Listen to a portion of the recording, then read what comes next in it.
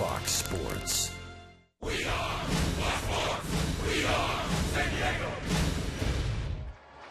On this Labor Day, the Colorado Rockies are here, featuring 24-year-old Nolan Arenado's Gold Glove and home run bat. Matt Kemp continues on a 26-game on-base streak, third in the league in RBIs. It's the first of a four-game series.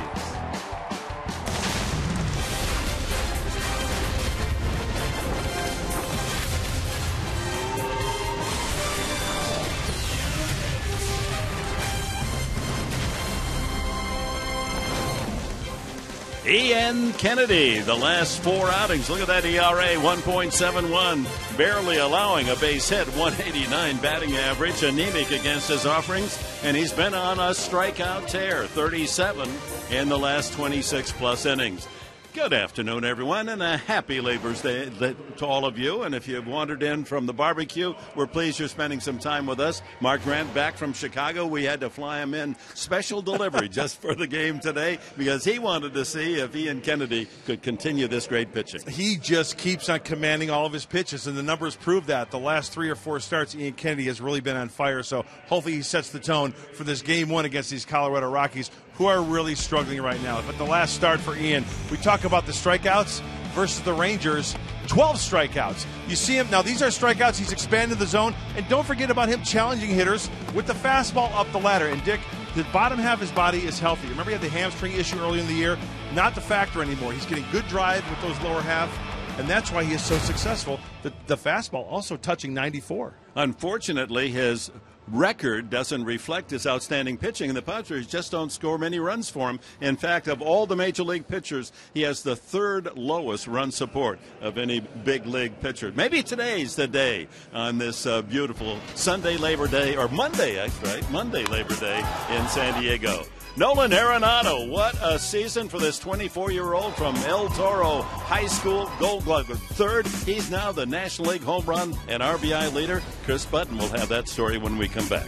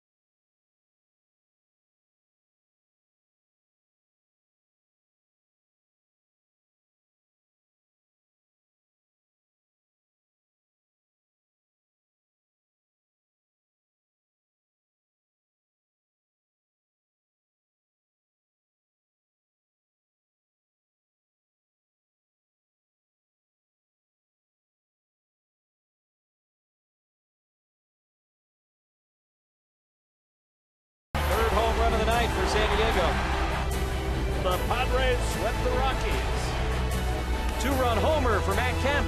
Kemp going into second base. Witnessing history for Matt Kemp. Into third base with a triple and the first cycle in the history of the San Diego Padres. Well, that was a fun day. Welcome into Petco Park on this beautiful Labor Day. Hope you're having fun and enjoying this very sunny and warm Monday afternoon as the Padres get ready to start game one of a 4-game series against the Rockies. And for Colorado, the story has been Nolan Arenado had a 6-game streak of home runs and then yesterday snapped that, but he still leads the National League in home runs and RBIs. I talked to him earlier today about what's been the difference in his approach from the beginning of the year to now.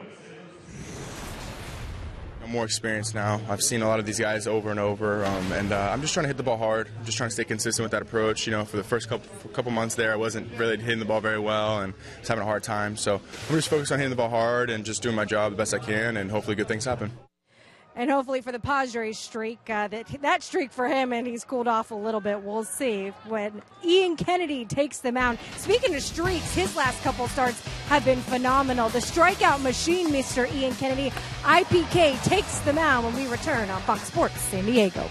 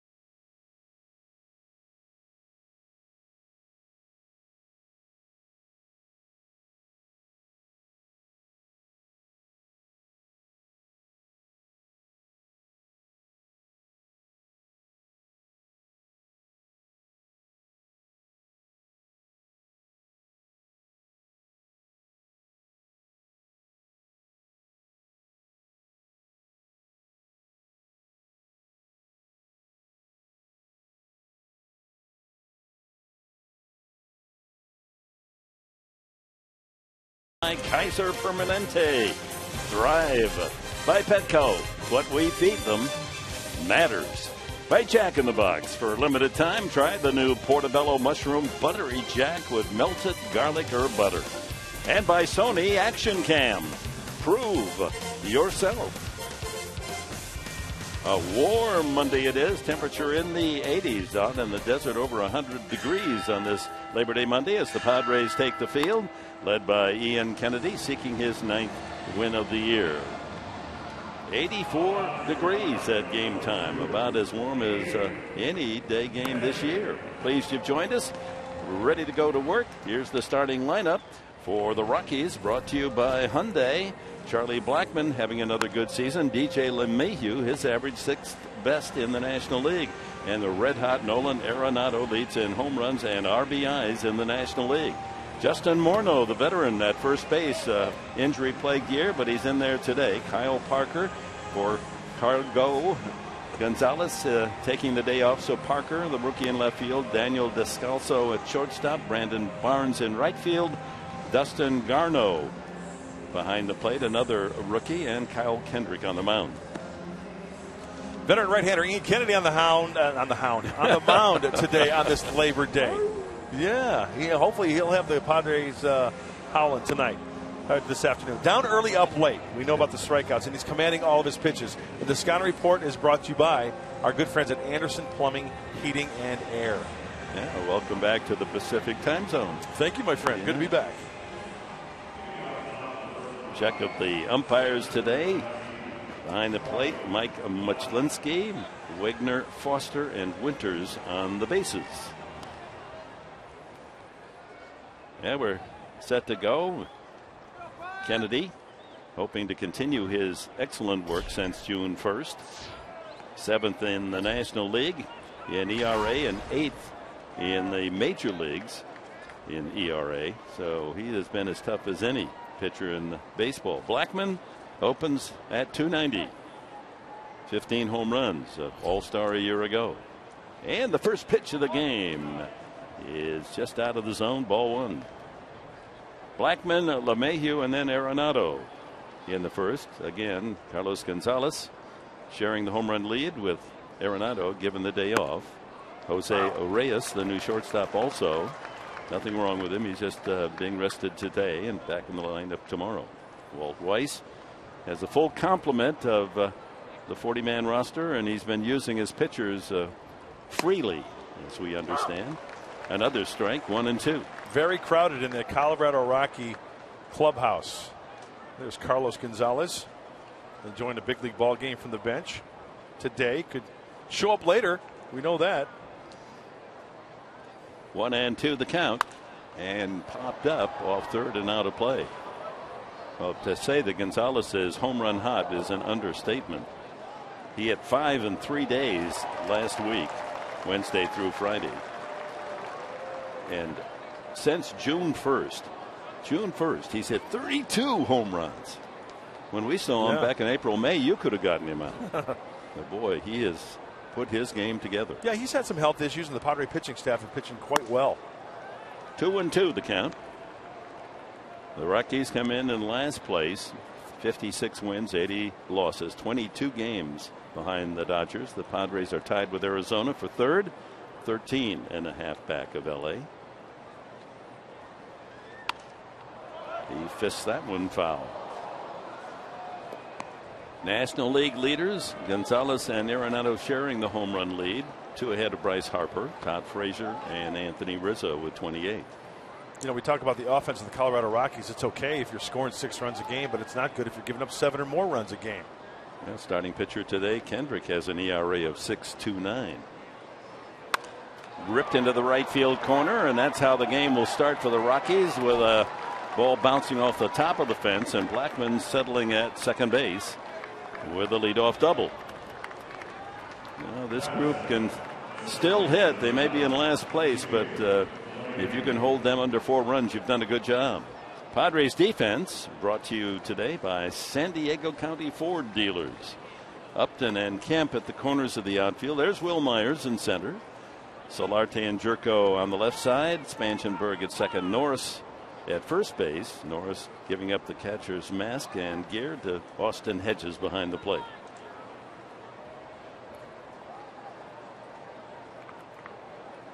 Here's DJ LeMahieu, 317 average, leading the Rockies and 6th best in the league. All-star this year, squares and takes ball 1.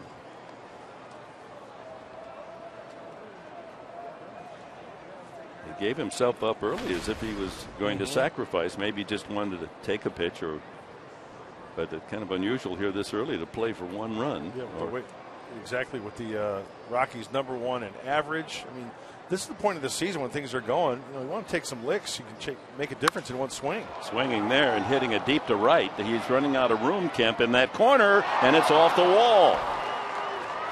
Around third comes Blackman. Ball gets away, and on to third goes DJ LeMahieu. And the first 2 batters today greet the Padres with double, triple, and a 1-0 Colorado lead. Well, that angle in right field as Kemp moved toward the foul pole, that becomes a much tighter distance, and LeMahieu benefits. Almost hit it out to the Petco porch. just out of the reach of Matt Kemp. So one of two choices here for Matt. Go for it like he did, or kind of pull up as that ball starts its way down and play the carom. The carom, and then look at Will Myers sprinting over from center field, but just overruns it. And with that, taking the third base there. And just like that, with nobody out, the Rockies are on the board and a runner at third. Give LeMahieu a triple, official score. And here's Arenado. Where do you start with the superlatives in his season? We already know that he's as brilliant as any third baseman in the game. A couple of gold gloves to prove that, and he's only 24. But look at the offense. 36 homers, 105 runs batted in to lead the National League. Shallow angling into foul territory is Spangenberg. Tagging is Blackman. Here, man, he's going to go back, and a good thing is Spangenberg alertly wheeled and fired to the plate. Arenado unable to bring in his 106th run batted in, one away. That's a big league play, Corey Spangenberg. Good for you. The sun is high. He's got the sunglasses. He got a battle going into foul territory. Derek Norris peels out. Now spin and throw with that runner. He's tagging. And a good throw to home plate. And there's a lot going on here. Name a number to the infield. One-handed grab. You got to deal with the sun. And Blackman bluffing. He was going to come down if there was any hesitation. He was going to attempt to score, but Spangenberg's play forced him back. Now the line drive into right field, fielded by Kemp, and Blackman will score on that. And on to second, or LeMahieu, and now on a rundown, they can't get that. Throw it away. So Morneau goes to second after all. Well, this is a carryover from yesterday when the Padres threw it around. The run scores LeMahieu on the single by Morneau, who held up to make sure that Kemp didn't catch the ball. And then Morneau caught between first and second on the throw to the plate, which was errant. And finally an error on the Padres trying to run him down. And an ugly ending as far as throwing the ball around here, as Austin Hedges now kind of got under it a little bit too much. So the error goes to Hedges. Still only one out, and the Rockies have their hitting close on today. Double, triple, single from the first four hitters. Here's Kyle Parker, young outfielder, a freshman All-America quarterback at Clemson University in his collegiate days. That's one of those plays with Austin Hedges at first base. Too many moving parts. Nobody was stationary at the bag, and rather trying to make the perfect flip throw, got under it, airmailed it, and the Rockies another runner in scoring position. Kennedy has been very stingy of late. We've documented that in the pregame. Off to a rough start. Parker hitting only 173. Does have 3 home runs. 75 at bats, 13 hits, 3 home runs.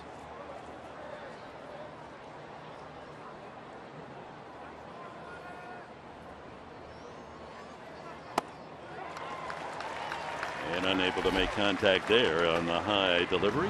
First strikeout for Kennedy. Hey, what do you know? Ian Kennedy going up the ladder. We focused on that in our pregame show. In our open, the strikeouts. Getting ahead, going up the ladder. The top rung here against Parker. We'll take the walk of shame back to the dugout.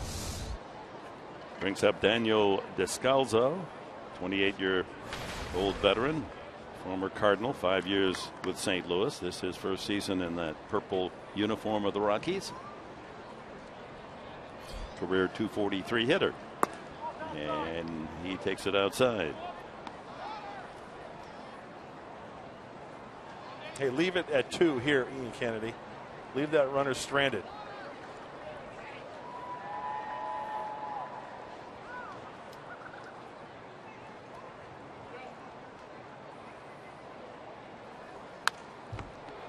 Keep an eye on the velocity as well today for Ian. That one is at 90.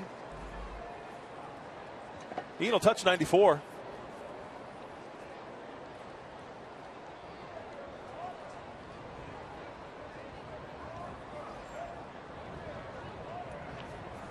Morneau with the RBI out at second base. 2-0 Rockies here in the first. A ball and a strike to Descalzo. It's in there at 90. Well, the Padres have had terrific success. So we see the 125 flight on time coming into Lindbergh Field.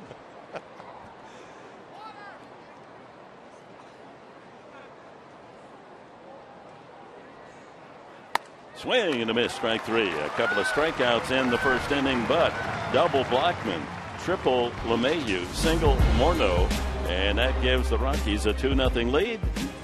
Will Myers is in the leadoff spot today. He'll start things in the bottom half of the first.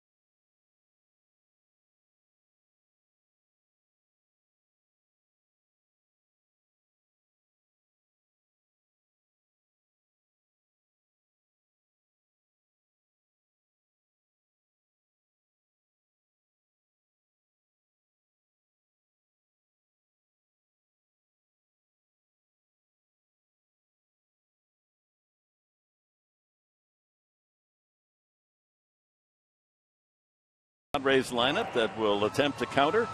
Brought to you by Toyota. Will Myers leads it off with Solarte hitting second, then Kemp and Upton. Jerko bats fifth. 3 home runs in the last 4 games for Jed. Derek Norris at first base sixth, then Spangenberg and Austin Hedges gets another start, batting eighth, and Ian Kennedy. And Kyle Kendrick, the right-hander for the Colorado Rockies. The scouting report for the right-hander: fastball, cutter, changeup, curveball. Boy, a lot of base runners. 117 in the third innings pitch, 114 hits, 141 hits. I take that back. I'll get it right. 144 hits, 36 walks. So he's out of the stretch a lot, Dick. His whip is 1.5. That means 1.5 runners or more per inning. Yeah, opposing hitters salivating when he's on the mound. He's allowed a .303 batting average on the season. Will Myers, a hit yesterday, his first since coming off the injured list. Cues that one to Jose Valentin at first base. So the Padres, they feasted upon Colorado this year. They're 9-3, and they've won all 5 games here at Petco. I think it's going to take some time with Will Myers being on the mend, being active just recently, to see some big league pitching. I mean, this might be one of those at-bats against Kyle Kendrick that can set him straight. Get a fat pitch and rip it. Breaking ball misses, 1-2. I think it's also the recognition of certain pitches, like that curveball. That was a nice take by Will Myers. Seeing the pitches out of the hand.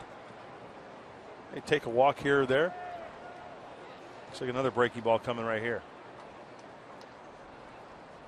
In the dirt, 2-2. It's a hot one today, folks. Stay hydrated. Ian Kennedy's got the they dipped that towel in an ice bucket with some ammonia water. Oh, that'll open up the passages. Hey, down the stretch, it's a marathon. The legs are getting a little tired. Maybe the arms dragging a little bit. Strike 3 called. He got him looking on an 89-mile-an-hour fastball.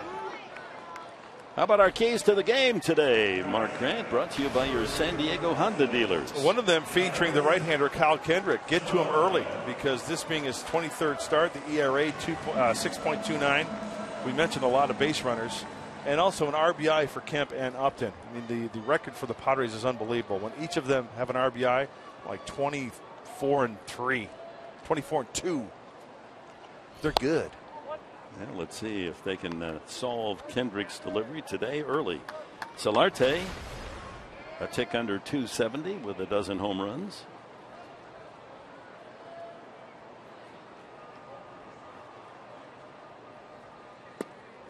Off speed. Oh, bagel in a big league ball game. Helping his dad out on the positioning of the outfield by the Rockies. Playing Solarte to hit the left center. 2-1.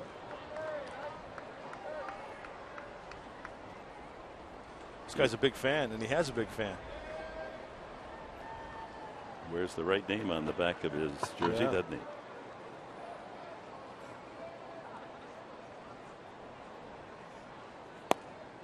Yeah, sinker at the knees, 2-2. That's what Kendrick's going to have to do. He doesn't throw that hard. He's got 90, 91 maybe. Two-seam fastball, cut it. Matt Kemp working on a 26-game on-base streak on deck.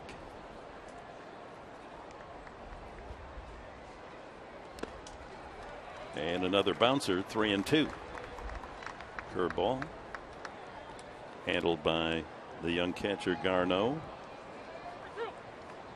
Nick Hundley not in the starting lineup. There you see the high ERA, second to Kyle Loesch of Milwaukee. You don't want to be on that list. You don't want to be named Kyle or Matt.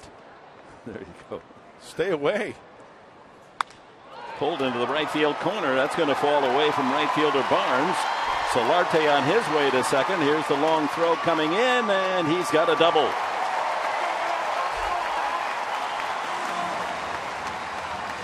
A 3-2 pitch, and Solarte spanks it into right for a two-bagger. Oh, we talk about pitch recognition, and Solarte is all over this fastball that's elevated. Kyle Kendrick has got to stay on the corners.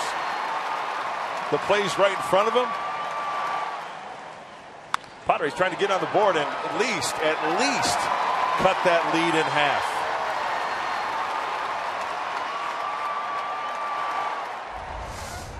So Matt Kemp and Justin Upton will have a chance to bring Solarte home.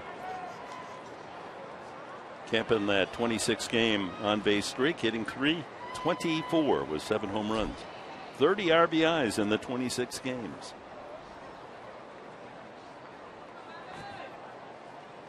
That ball drilled into the left field corner. How far will it go? All the way. Touch them all.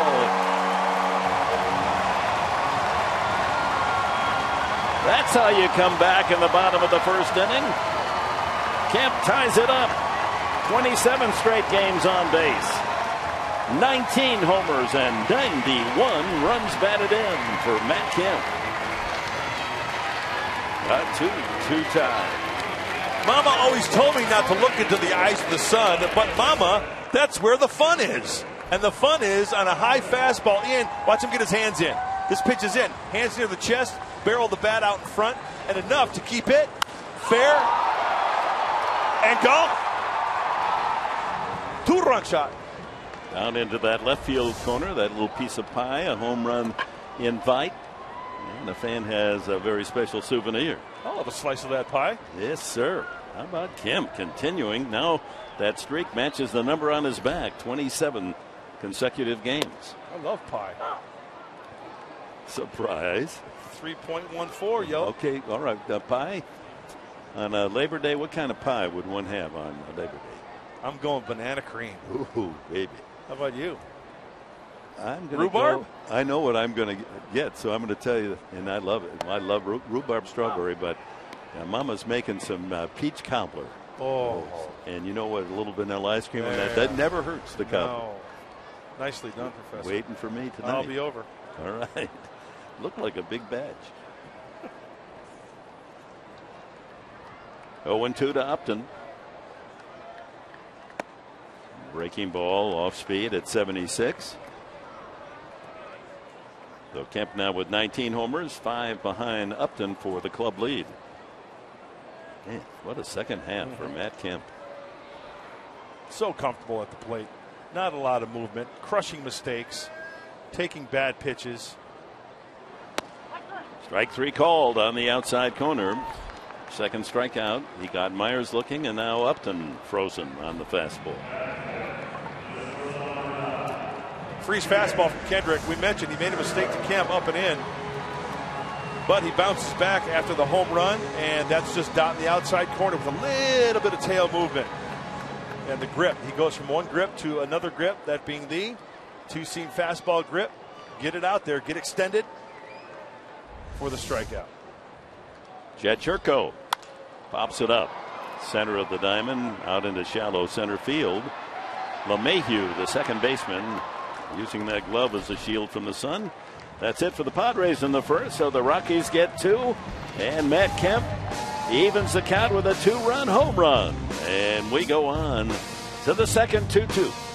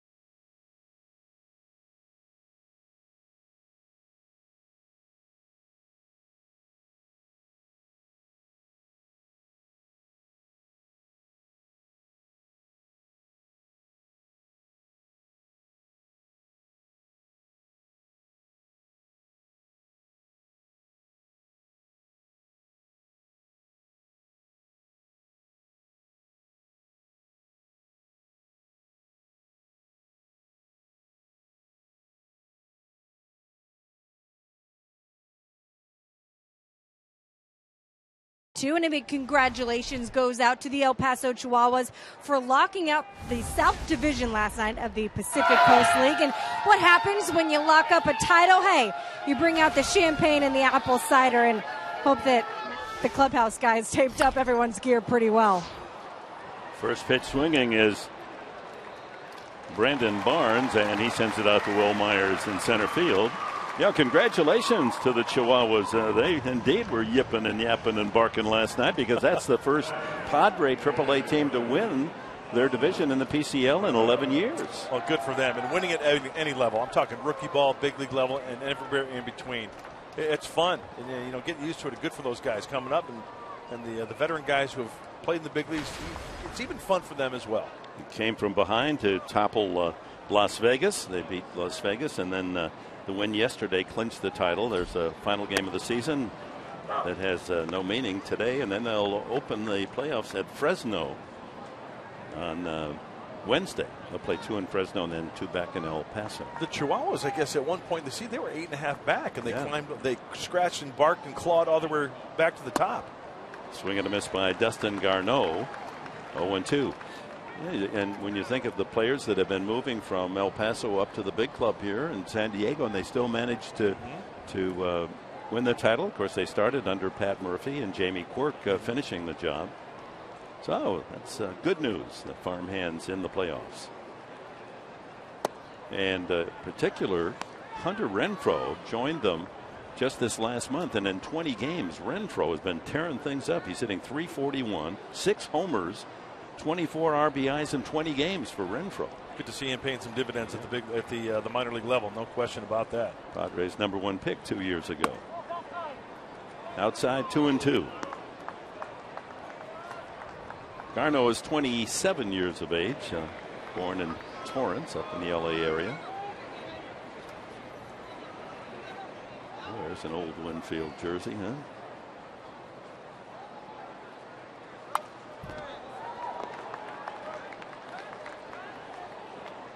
You know, it doesn't matter, Dick, and you know this as well as anybody, if a team finishes 30-plus games out like the Cincinnati Reds, or if you win a division title. There's always moving parts and speculation about what will happen next year. Guys in the minor leagues put up good numbers. Will they be in the mix? It's one of those interesting off seasons for everybody, I guess. Strike 3 called. Garneau caught looking. That's the third punch out for Kennedy. Brings up the pitcher, Kyle Kendrick. Pinpoint control. We talked about Kyle Kendrick last half inning. How about that? How do you like them apples? Mid-thigh high. Fastball right on the outside corner. Change-up grip in the glove. He changes to the fastball grip. And Kendrick takes strike 1 at 90.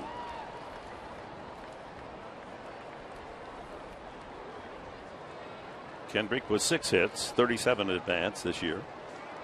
Has 1 RBI. You know, nothing like good old-fashioned cherry pie, too, with the kind of like crushed sugar on the crust. Yeah, kind of crispy. You're still thinking about pie, huh? And then a scoop of vanilla. Yeah. Oh, this is the day to. I mean, it's the last day of summer, the unofficial last day. Kendrick pops it up behind the plate. Boy, that's a tough sun, but Hedges takes care of it easily.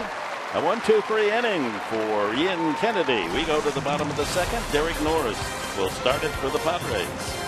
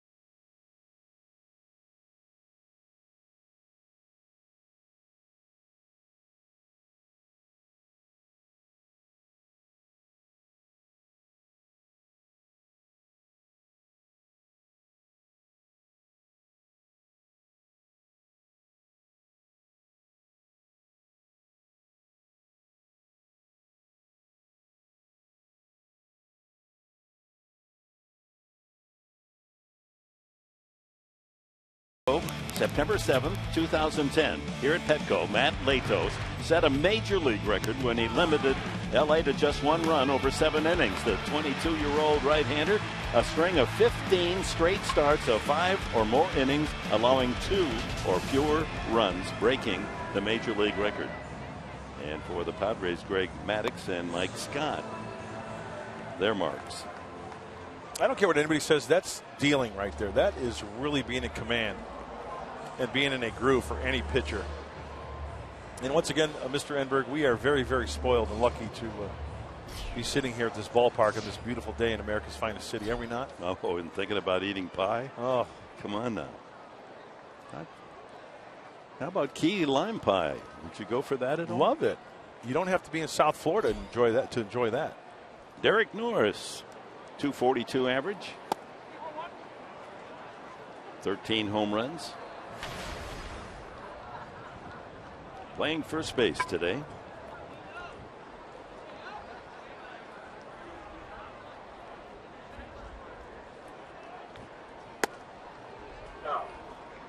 That's about it. 88, 89 miles an hour. The fastball from Kyle Kendrick. His home run to Kemp was the 28th that he's given up this year. That ties him with James Shields, most allowed by a National League pitcher.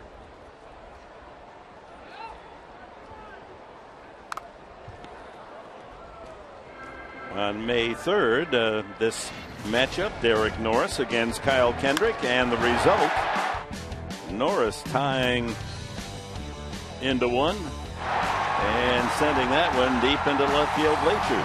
That is throwing some serious cabeza right there. Throwing the head of that bat. See him go down, get that little two-seam sinker. Remember, pitchers remember that stuff. Believe me. See if he consistently tries to keep it away from Derek Norris. Because the outfield is shifted that way. It should go the other way for Derek. And the target outside by Garneau.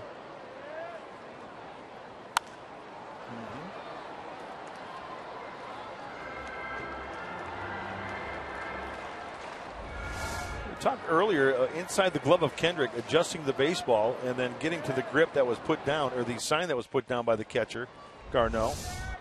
A lot of movement in that glove.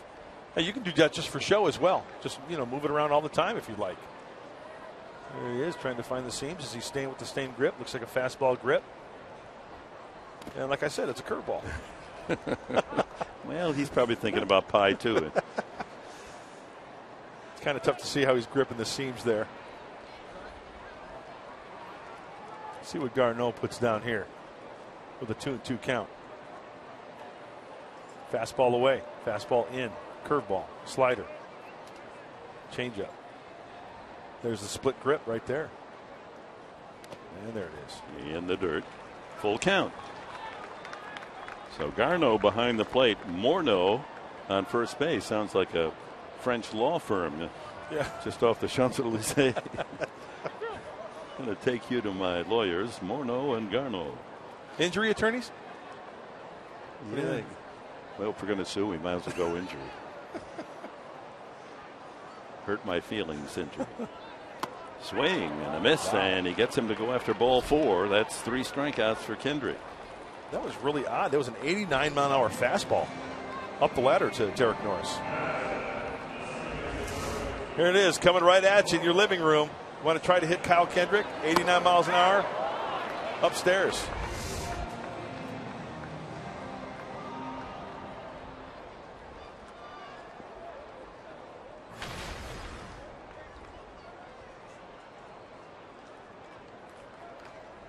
Corey Spangenberg checks in at 261.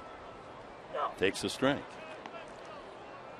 Yeah, you better bring some protection. That's a very strong sun, even though this is September 7th.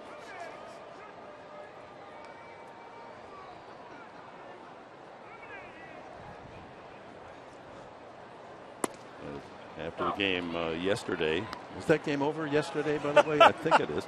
Anyway, after the game, went home, and it's like 5:30, and sat in my favorite little place on the western side of the house, a little terrace. Sure. And man, 10 minutes, you felt like you were going to get a year's suntan. That sun was You intense. had to roll over. You went ding, and you had to roll over. Yeah.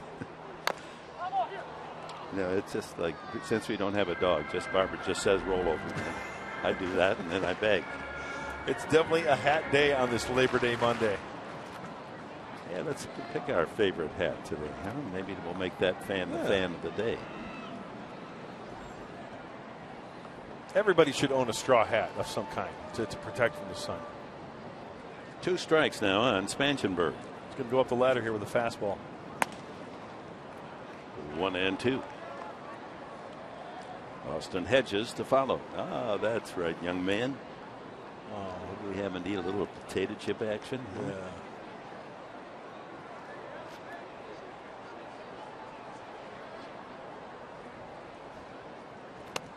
Hangs outside, 2-2. Yeah, you go back and you look at the old film, the black and white film of baseball fans, and the gentlemen, sun or not, they wore those boulders, their hats, their straw hats in the summer. That was part of the dress code.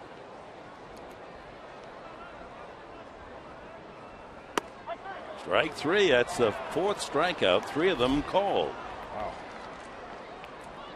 Once again, 89, and he straightens up Corey Spangenberg there. Inside part of the plate, cannot pull the trigger. Now Kendrick came over from the Philadelphia Phils, signed as a free agent. There it is again. He's hitting the corners, painting for that 2-seamer. Kendrick 50 wins for the Phillies the last 5 years. And one of the pitching signees by the Rockies in the offseason. Hedges fouls that back into the crowd behind home plate. Got to protect the nose, too. That's Bazooka Joe, the old Bazooka bubblegum comics.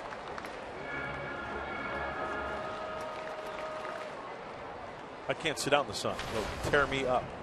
20 minutes. Yeah, just your light skin. Yeah, well, just, part of that is that. Well, I'm always wearing a hat, too. Dome of yours. I won't go out without wearing a hat. Yeah. Nice cut by Hedges. Fouls it back.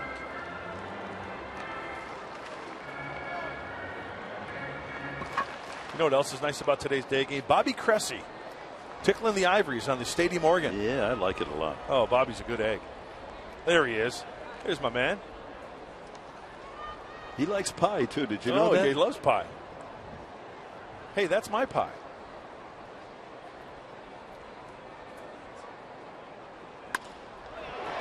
There's a base hit, softly struck, but it lands in a nice spot for Austin Hedges. A 2-out single. And it'll bring up Ian Kennedy. With Kendrick hitting his corners this inning, you know, that one didn't hit the sweet spot, but enough for Austin Hedges to get this fastball and fist it to center field. 0-2 pitch. Yeah, he fought it off. Dumps that in front of center fielder Blackman. Padres' third hit brings up Kennedy. 4 hits this year.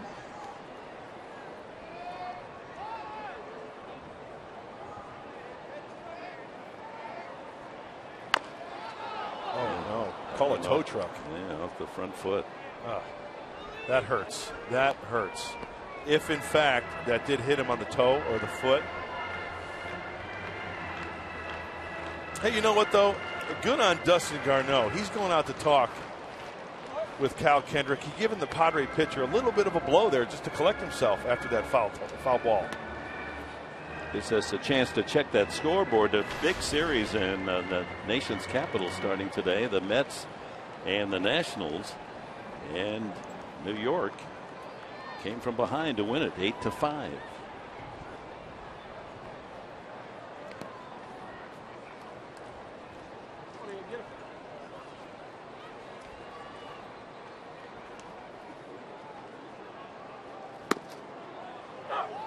It's in there. So with the victory, the Metropolitans extend their lead atop the National League East to 5 full games. They beat Scherzer.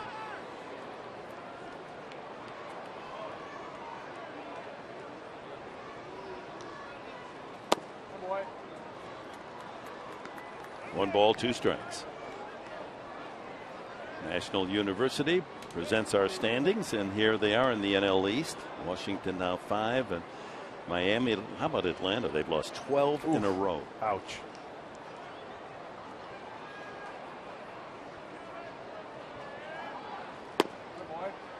And it just misses. 2-2. How about Cal Kendrick? 5 of the 9 hitters up to this point.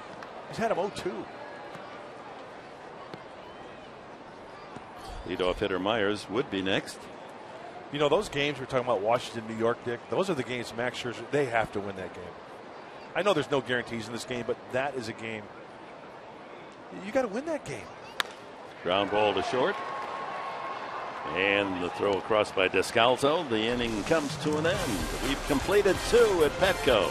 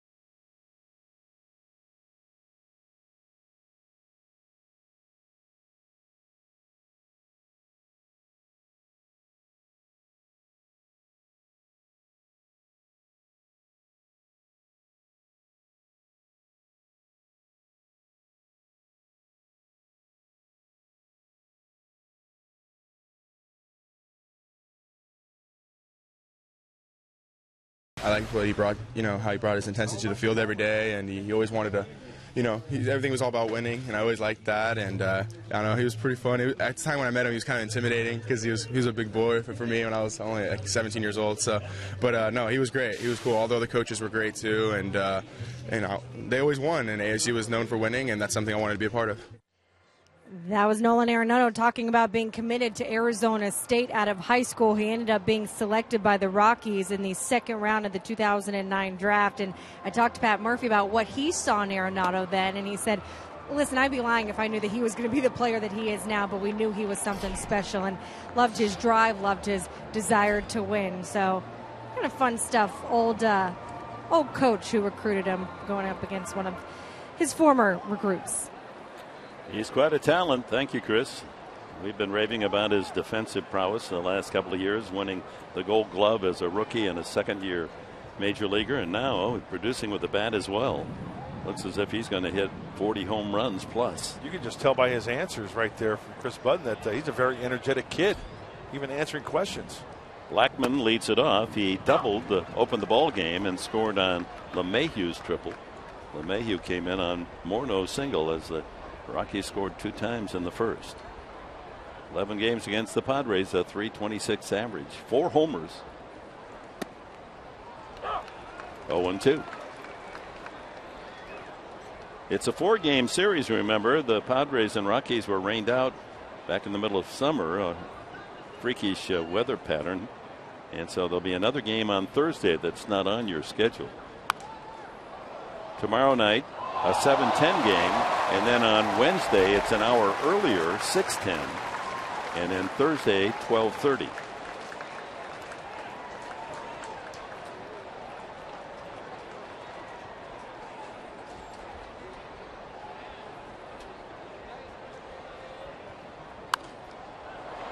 Blackmon, he fouls off a lot of pitches. The first time up, he fouled out 3 pitches before he doubled into the right field corner. Yeah, I remember in spring training this year, Charlie Blackmon being in that leadoff spot, one of the things he was really trying to work on was see more pitches per at bat. He was up around 4.5, one of the league leaders early on in the season. Very important in the leadoff spot. 1-2. Ian kind of working around that slider there.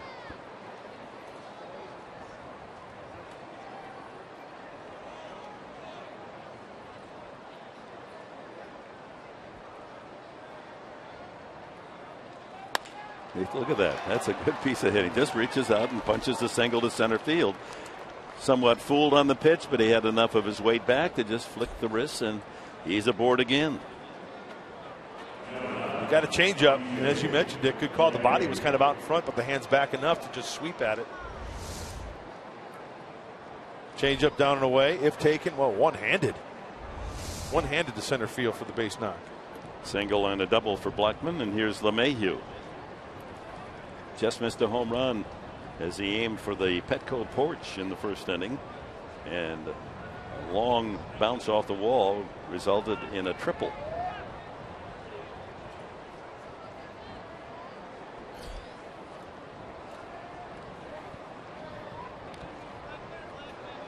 It was his 5th triple of the season.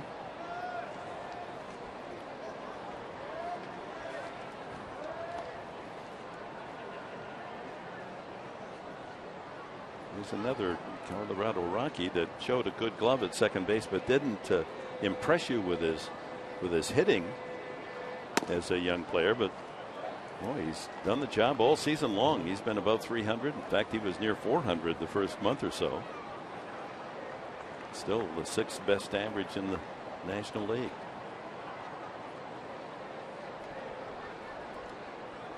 Yeah, he's put together quite a little career for himself, DJ LeMahieu. LeMahieu, that sounds French as well. It's like a French team here on this Colorado Rocky game. Morneau, Garneau, Lemieux.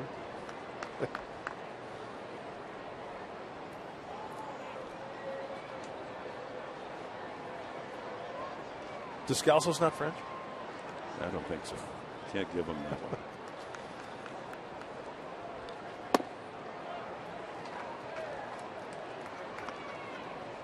Maybe Kyle Paquet. There you go.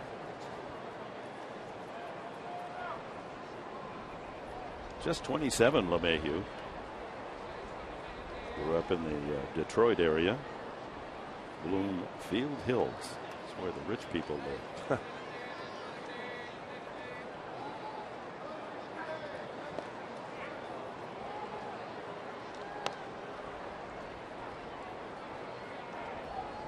Well, a lot of looks down to third base. Coach Stu Cole with Blackman on first base.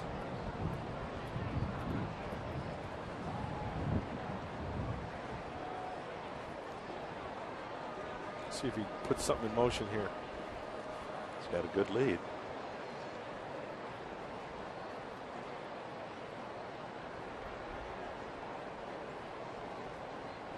There he goes. Fouled away. Kind of smelled that one. And the beard doesn't seem to be slowing down Charlie Blackman. 36 stolen bases for the Rockies center fielder. There's Stu Cole. Now he and LeMahieu are like a half a relay team. He has 36 steals and LeMahieu 21.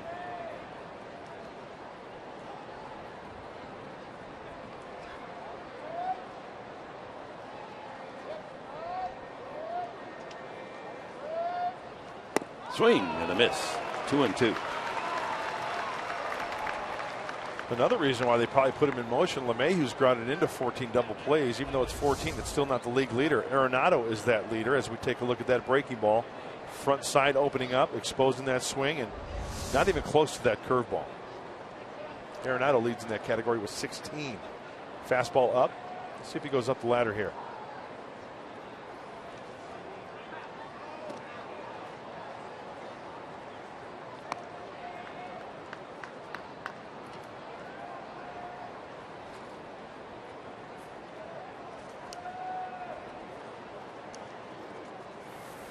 Oh, Labor Day barbecue.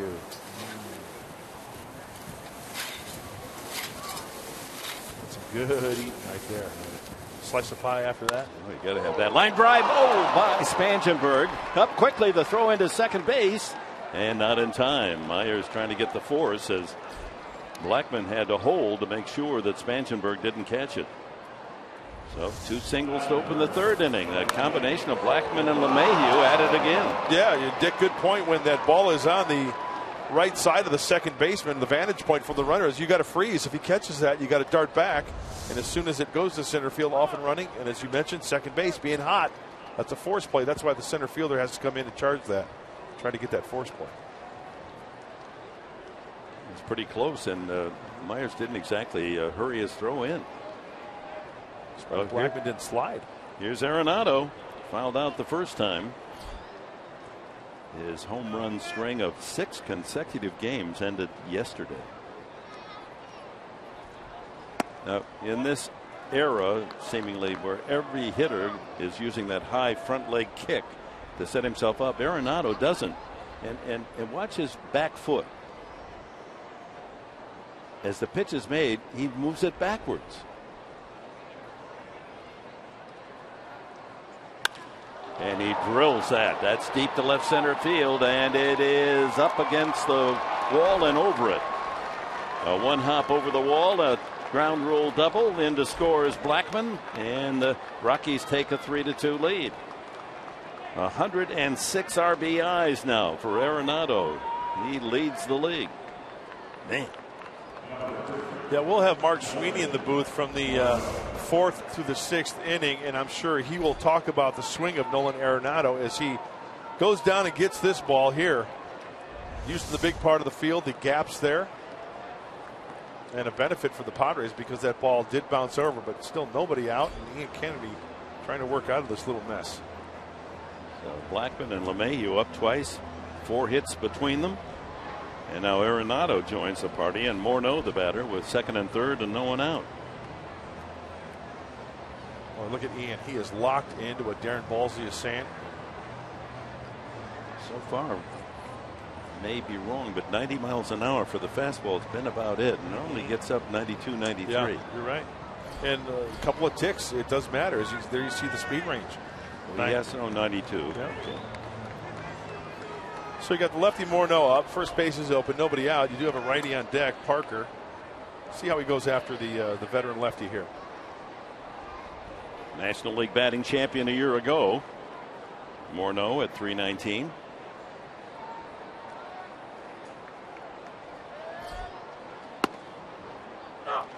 .90 on the fastball for a strike.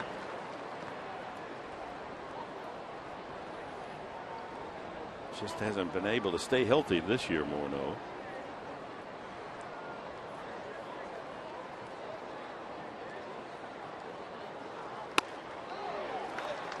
Another fastball, almost like a cutter there. Had a little bit of late movement to it, you bet.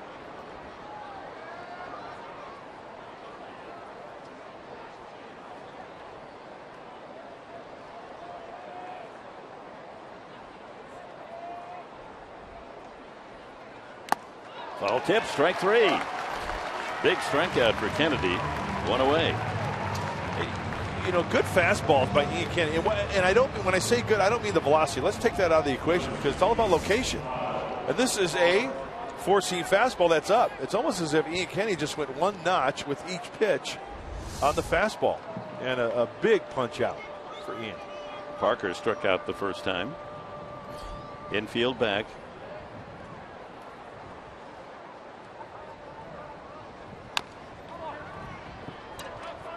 Yeah, in this situation, you want to play, you know, there's plenty of baseball left with the way things are going. Probably an abundance of runs to be scored. You want to get it out. You play the infield in, you get a little chopper over the head, you know, that's 2 runs. You'd rather have a ground ball for an out here, give up a run, rather than give up 2 runs on a little dunker over their head. And he jumps in front, 2 strikes.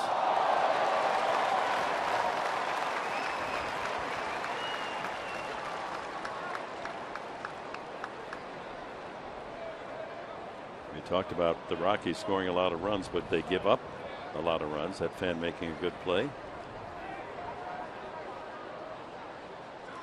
Got him.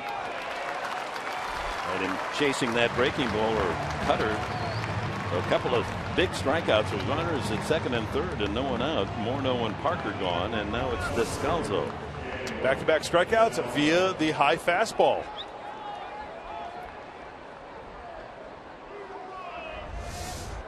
The veteran Descalso struck out his first time.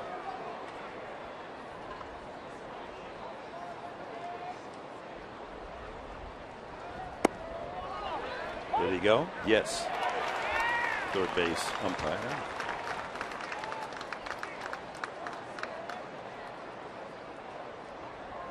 Mike Winters down there at third.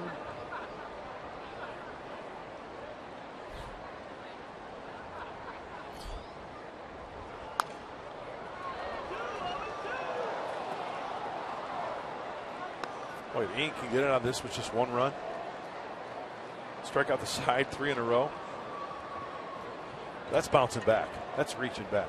That's battling. Yeah, he's a strikeout pitcher. A lot of fans don't recognize that, but he's a strikeout per inning pitcher. That ball hit high in the air to right field, chasing Kemp back to the warning path to the wall, and he dropped the ball. 2-run score. Descalzo's to third and will hold there. Yeah, whether Kemp had trouble with the sun, didn't quite realize where that wall was. Now here it is. It's got room. Yeah, very catchable ball, and off the heel of the glove of Matt. As you mentioned, Dick.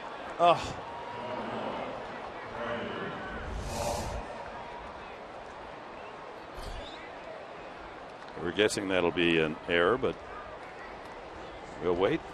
What's important is the score now is 5-2 in favor of the Rockies. It is a 3-base error. That's back-to-back games with an error, 3-base error. The one yesterday cost 3 runs. This one 2 runs. And what hurts, going back to the pitch, 0-2, an 0-2 pitch, too good of a pitch to Descalso.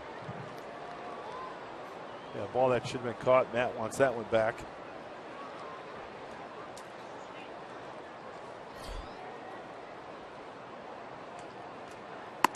Second error by the Padres.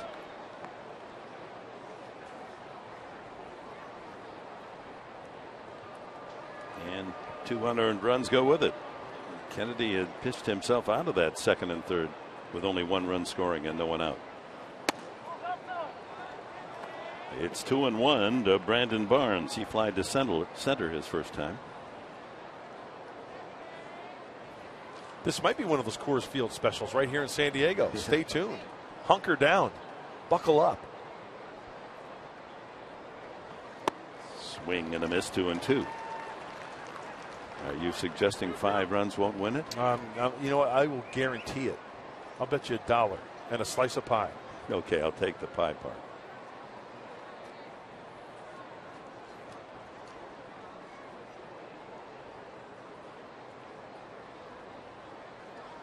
Strikes out the side, but 3-run score for the Rockies. 2 unearned. Middle of the third, 5-2 visitors.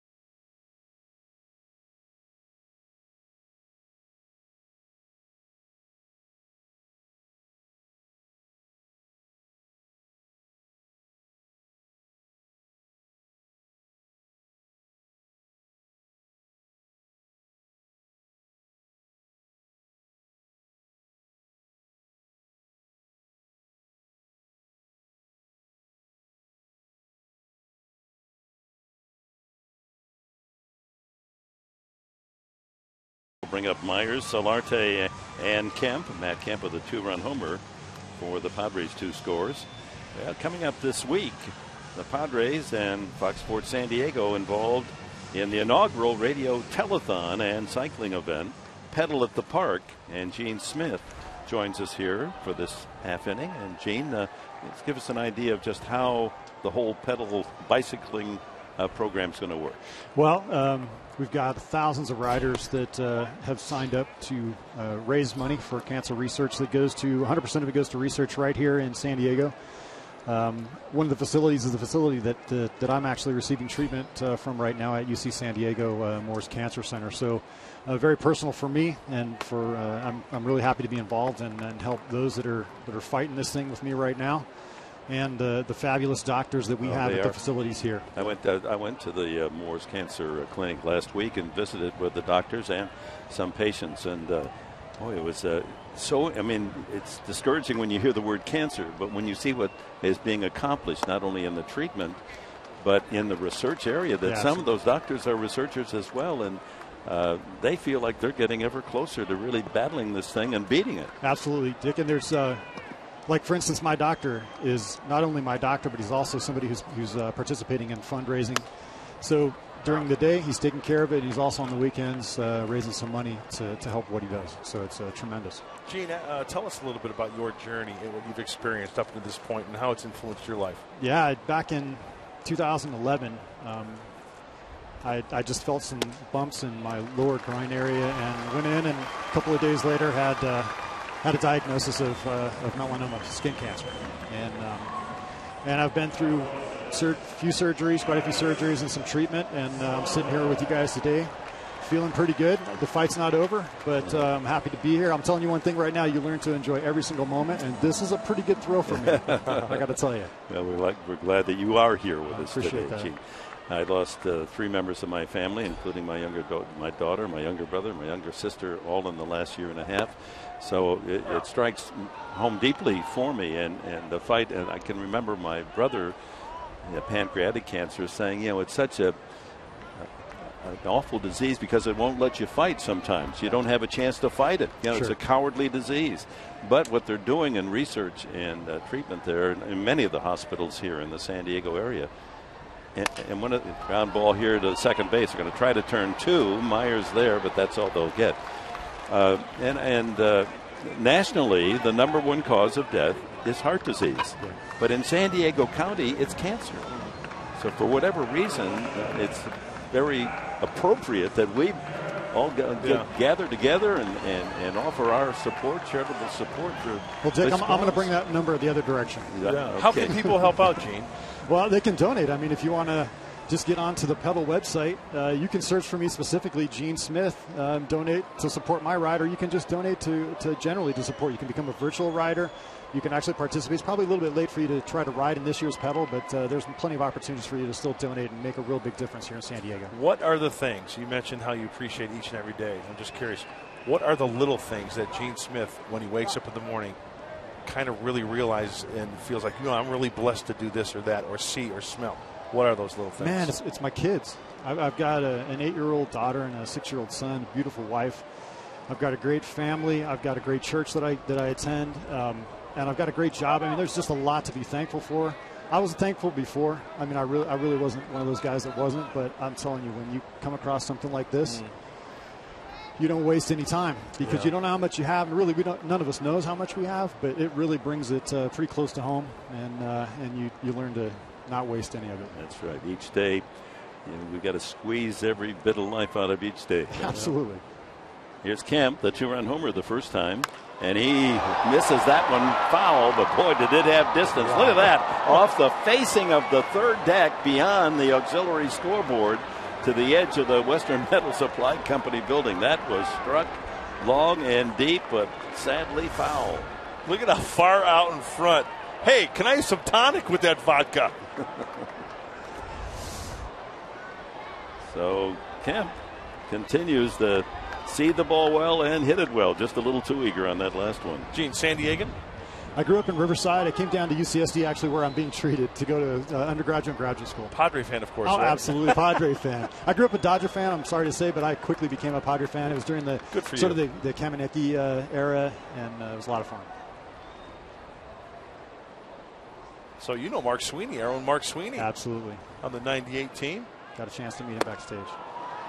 Can't find the breaking ball there. It's 1-2. So the ride itself is 2 days. What is the course? The course, we're going to start at UCSD right at the Morse Cancer Center. We're riding 75 miles up to a vineyard up in Temecula. We're going to stay in tents overnight, and then we're going to get up the next morning and ride our way back. Hey, there's some climbs there. If you're going over to Temecula, there's some challenging rises in the road. Huh? Are you offering to come help me out, Dick? Because I could use a ride. My wife is involved okay, in that cause, a different cause, but the cycling fundraiser for the challenged athletes, and she does the San Francisco to San Diego ride. Awesome. And she tells me about some of these practice runs going out to East County, and you've got to be in shape. Yeah. Yes, you do. How long have you cycled?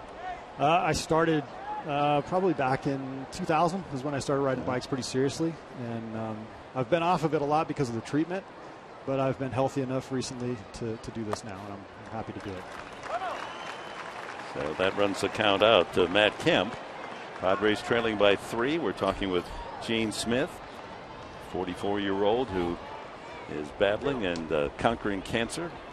And the Pedal of the Cause radio telethon is going to come about, what's that, Friday, isn't it? Next Saturday. So, and we hope that you will support a more than worthy cause. Fly ball slicing into the right field corner, and that'll be out of play. Well, let's get some information for our fans that are watching. It's the telethon is on Saturday. Padres.com/pedal or call 1-844-PEDAL-SD. Hey, you know, if you've got DVR at your house, right, kind of pause, take a picture of that with your phone and text it to all your friends. Get it out there, put it on Facebook, whatever. Just a great way to have people get involved in every way, shape, or form. Yeah, and you can give confidently knowing that 100% of it goes to institutions right here. Rady's Children's Center. I mean, there's some great causes, great institutions that are taking great care of people. You know what, I say it all the time when I visit Children's Hospital or other cancer. I said, you know what our job is? Our job is to get you in the unemployment line. Yeah. We want this building to be shut down. We want you to be unemployed because that means that cancer will be gone out the window. And I'm sure they'd be fine with that. Yeah, right? I'm sure they would. Camp deep to third. There's that Gold Glove of Arenado, and they turn a double play. 5-4-3. Well, thank you, Gene, for taking time. Thank you, Dick. Let's get the Padres some runs. All right, Mark. God bless you. All right. Take care. Have a good ride. Thanks, guys.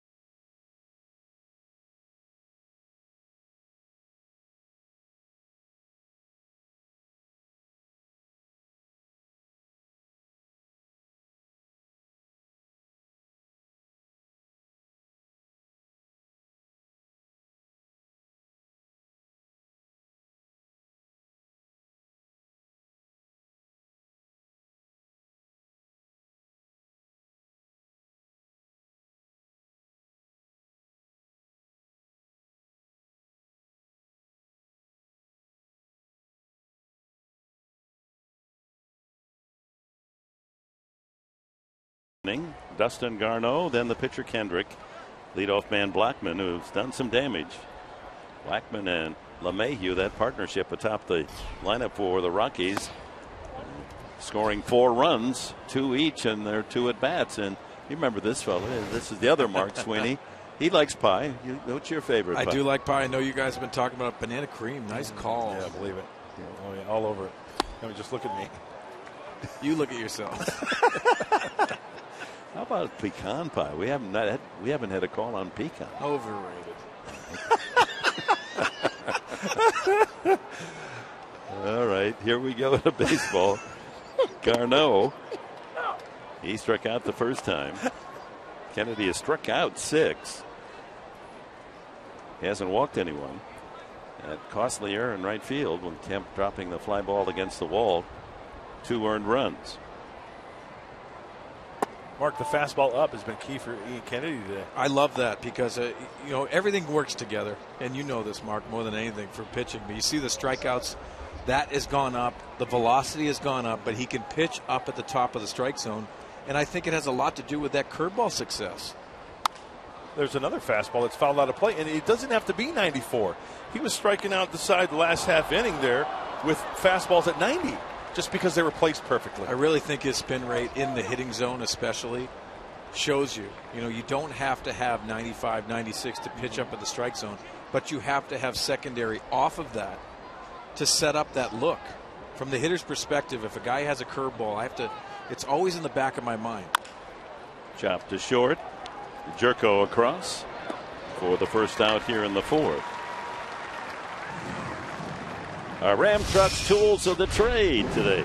Well, we talk about bad locations for any pitcher. If you throw 90, you've got to hit your spots. Look where the glove Austin Hedges is, down and away. Well, that one leaks down and in. Thigh high in. This one wants it down and away. And just that little bit, You get to a big league hitter, they're going to hurt you if you don't hit your spot. And that's what's happened this afternoon for Ian Kennedy. Back to his strikeout success. Remember last year as a Padre, he pitched 201 innings and struck out 207. And again this year, he's right at a strikeout per inning. Head of that pace today. Look at Kendrick hit that ball deep to left field. Into the corner and gone. Oh my. Kyle Kendrick with 6 hits all year has just homered.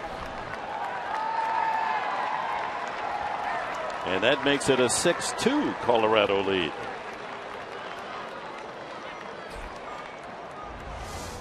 Well, 1-0 count, and you see the fastball leaking in again, missing location. Austin Hedges pulling his glove to the left. This is in the second deck. See the location with this pitch, and you see Austin Hedges down and away, set up down there, leaks over the middle of the plate. And when you get into that hitting count, you can sit on that fastball, and Kendrick does that. First major league home run for Kyle Kendrick with Philadelphia since 2007. No home runs, and while it was pulled right down the line, it had plenty of distance. 362 feet. And here's Blackman. He and LeMahieu to follow have been really difficult for Kennedy. Each with 2 hits, each with 2 runs for the 6-run score.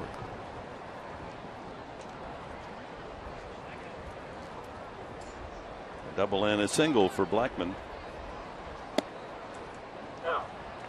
1-2. Well, it's all about bouncing back. We talk about that all the time. Giving up a home run, how do you respond? Especially top of the order with Charlie Blackman. Each pitcher now, Kennedy has given up 28 home runs this year, and so has Kendrick. Kendrick's 28th, Kemp in the first inning. And James Shields with 28. Those 3 are at the top of a list that every pitcher fears his name will be found.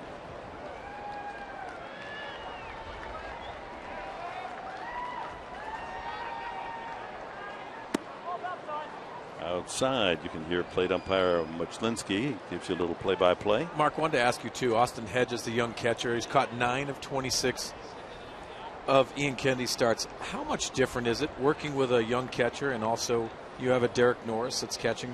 Is it a comfort level? What is it? No question about it. Because when, and I hate to bring this guy's name into it, I was so used to pitching to Benito Santiago when I came over in the trade, and then this was in 1987. Bruce Bochy was still on the team. And when Boch would get a start, it was just totally different. And I didn't like throwing to Boch. It was just a different look, a different feel. So pitchers become comfortable with certain catchers. There's no doubt about that. And that's why you have to have great communication and know the game plan. I think Austin Hedges does that. He studies very hard and goes over the game plan very well. Well, is it look? Is it setup? What are Setup's the main? Huge for me, Mark. Okay. Great question. And Boch was just a big old, he would almost get down on one knee and just give you that target. Benito gave you a nice big target. And I don't mean to be bagging Boch here. Oh, yeah, because I love the guy like a brother. But Mark Parent was a guy I like to throw to, too, because a big target, and he gave you a nice big glove for a target. So that plays in for a pitcher from a confidence level as well. Yeah. No question about that. You fall into a pattern, too, as far as a rhythm for giving signs. He knows your tendencies, what you want to throw. And when you're throwing to a guy maybe once every 10 starts, which happens sometimes. Yeah, you would assume a lot of shaking off, a lot of, just getting to sequences a different way. Here comes the curveball to LeMahieu. Another reason why Boch, he had a glove that if you threw it, you could be throwing 95, 96, and it would sound like it was going into a pillow. So you didn't hear that snap. Kennedy with Hedges, 9 starts, a 2.66 ERA, and Norris almost 2 runs higher. And for whatever reason. LeMahieu sharply hit and nicely fielded by Spangenberg. One more, though. Kyle Kendrick, a home run, and it's a 6-2 game.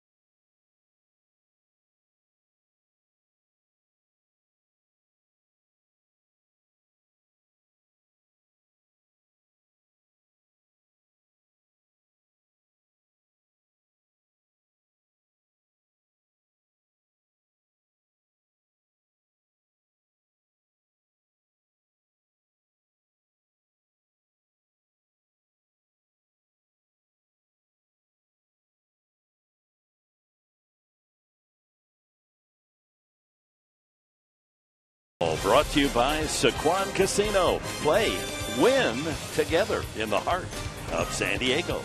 And by your San Diego Lexus dealer. Solarte giving Matt Kemp a little love after one of his home runs. Kemp hitting his 19th today for the 2 Padre runs off Kyle Kendrick.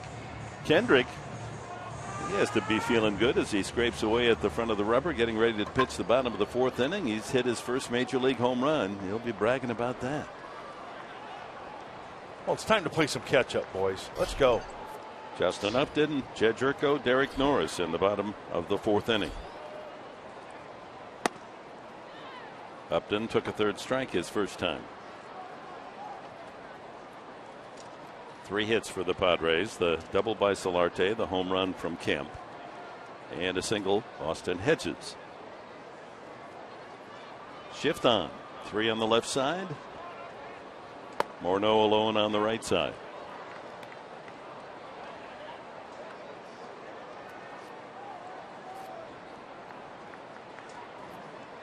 Upton, good numbers against the Rockies in the 12 games.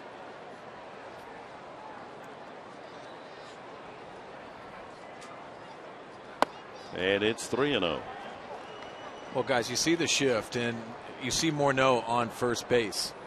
When you shift over towards second base, you have to start playing in just a little bit, because if you play deep, it's really difficult to get to first base. So that's one of your thought processes, especially with the 3 infielders on that left side. Swinging 3-0. You know, every time as a first baseman, you want to get to that bag as soon as possible, because you want to give a target to that infielder throwing across the diamond. So Morneau understands with the shift, you don't want to give up too much space. You want to play over towards second base a little bit, play a little tighter so you can get that angle a little bit shorter towards first base. Yeah, he can't wander much farther than he is now and still expect to get there in time.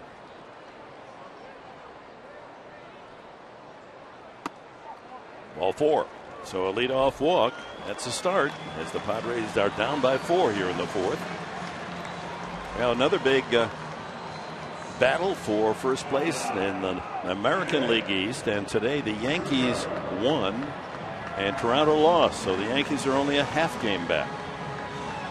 Yeah, I really do worry about Toronto, and I'll tell you why. Obviously, you talk about so much offense that they have, but when you have the Yankees experience and they're assuming they're going to be in the playoffs and going deep in the playoffs. They've dealt with some adversity this year with your fair ball. That one just over the bag at third. Jed Jerko, but into the corner it goes, and here comes Upton around third. He will score on a double by Jerko. It's 6-3.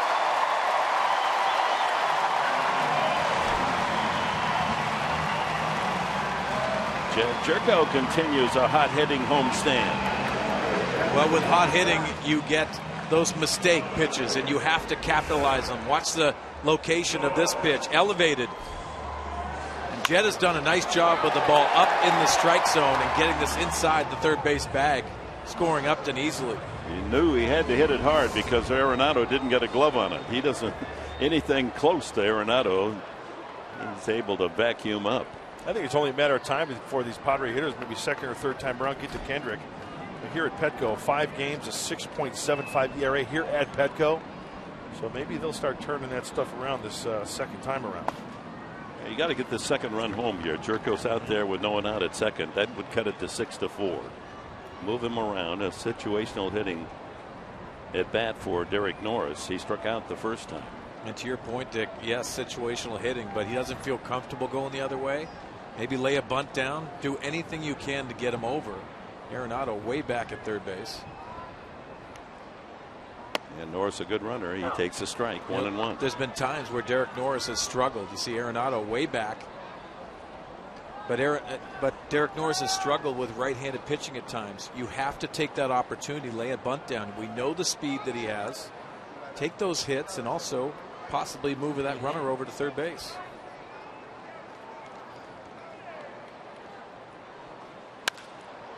That's in shallow right center. Falling in a hurry. Long run for Blackmon. It falls for a hit, and Jerko can jog over to third. Norris parachutes one between Barnes, Blackmon, and LeMahieu. First and third, no one out and a run home. When you're a sinker baller, you either get those little dribblers in front of home plate or you get those little flares. Now, Jed Jerko, he's playing it. He's watching the infielders, the diamond, the three of them, they're coming. Bounces in, moves up 90 feet, and Padres got something going here. Still nobody out. That brings the tying run to the plate. You better make darn sure that you can scamper back to second base if that ball is caught. That's why you can only go off so much. So in the inning, and again, that leadoff walk triggering action. A double Jerko made it 6-3. Now the single by Norris. And Spangenberg, the hitter.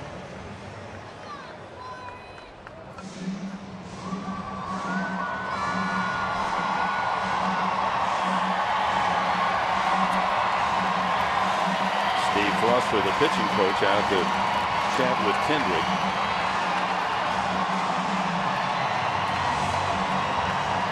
Scoreboard inspiring some noise from the fans here on Labor Day.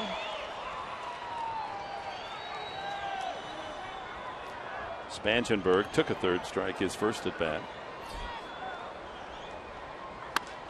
And he pops it into, well, just shallow there in right field.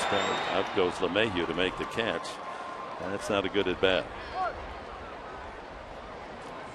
One out, first and third, and Hedges, the hitter. Our game today presented in HD by Sony. Hedges dropped a single into center field his first time. Rockies infield will set up for a possible double play chance to bail out Kendrick here. Jerko at third. Norris from first.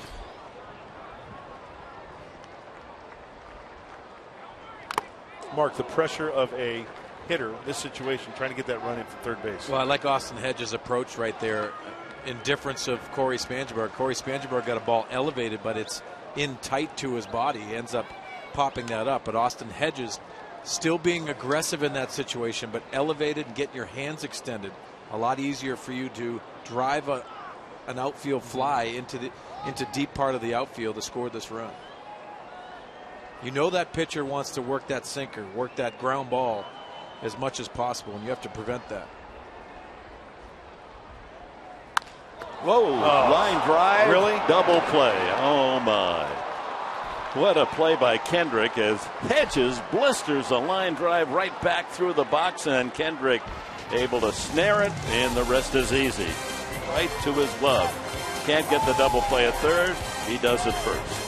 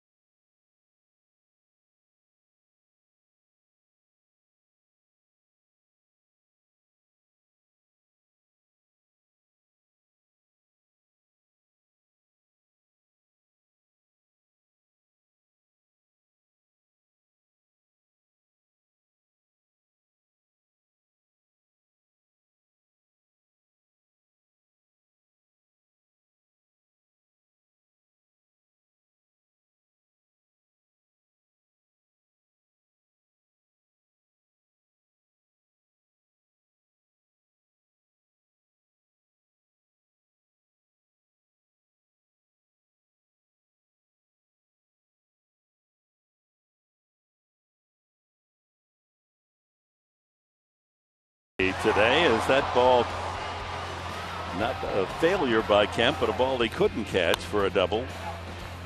And then the following play at the plate, the throw is way off line. Then Hedges trying to run that base runner back, Morneau, and his flip is over Spangenberg for an error. And this play with 2 outs cost 2 more runs when Kemp unable to pull in that fly ball. Part of a 6-3 Colorado lead, and Padres big chance in the 4th inning to get a run home in 1st and 3rd. No one out, and can't score a 2nd run. 5th inning, Arenado doubled this last time. 106 RBIs now for this 24-year-old star. Mark Sweeney last time up, Dick Enberg mentioned the stance and the footwork of Arenado. You see anything in particular that sticks out being a former hitter of Nolan Arenado? Well, you got to watch his back foot. He actually steps back, and it's really a timing mechanism. You remember a left-handed hitter named Hal Morris. He moved his feet in the batter's box as well. But you see those feet in moving, takes tension out of his legs, but it's a timing mechanism to keep himself back. A lot of times you saw Arenado the last couple of years that he's been a front foot hitter and going forward just a little bit. When you to get that, their contact point is too far out in front. Could this be a mechanism to tell himself his little timing issue to stay back on that? Well, back it's the leg? the back foot, front foot, and then gather yourself back just so a that little bit. momentum's going back. Yeah, and you want to shift your weight just a little bit. However you do it, whether it's your body or your hands, get that initiated to get that momentum going back. See his back feet constantly moving. And he earns a walk here to lead off the 5th inning. That's the first free ticket from Kennedy. You know, we talk about it all the time, and you can elaborate on this. A hitter can do anything he wants up to that point, but the main focuses are that front foot is down, and those hands are back, and you're in that locked and loaded position to let it fly. You have to be in a good hitting position, no matter what you do. Where you start your hands, where you start your body, everything has to do with getting in that hitting position, staying in the strike zone, and really the direction you take yourself to the baseball. Morneau struck out the last time, but knocked in a run in the 1st inning with a single. Guys, you remember Jeff Bagwell for the Houston Astros? His front foot, he'd start wide, and his front foot would actually go backwards. It wouldn't be going, he wouldn't be gaining ground, but he did it for balance purposes. He wanted to stay locked in, and it worked for Jeff Bagwell. Not something you want to teach, but something that worked for Jeff, and obviously he had a borderline Hall of Fame career. When you look back at the old footage of Joe DiMaggio, he had that widespread stance, and there was no action. I mean, he just was loaded, and there was no step, there was no knee lift. You wonder how in the world, when you look at hitters today, he was so successful. Joe DiMaggio, Paul Molitor, Moises Alou, very little movement. I mean, there's different styles, and whatever you have, it has strength, vision. There's so many requirements to be a consistent hitter. You watch Tony Gwynn. We always say this on our broadcast. Tony Gwynn, his vision was so good, but his head was still. And his consistency and the numbers he put up were because of that. Swing and a miss. Morneau goes after that high fastball again. 8 strikeouts for Kennedy, who had 12 his last start. Up the ladder. Oh, I love going up the ladder. Once again, we mentioned you don't have to throw 95, 96. This is 90, 91. Boy, out of the hand, that looks so inviting to a hitter. It does. And when you're seeing it out of the hands of Ian Kennedy, it looks like that four-seamer right down the middle has that carry and finish in the hitting zone. Kyle Parker up twice, struck out twice.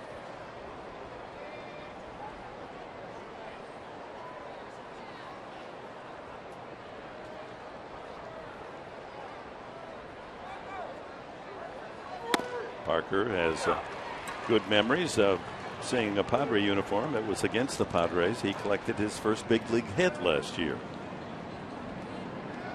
Just 75 at bats with 13 hits this year.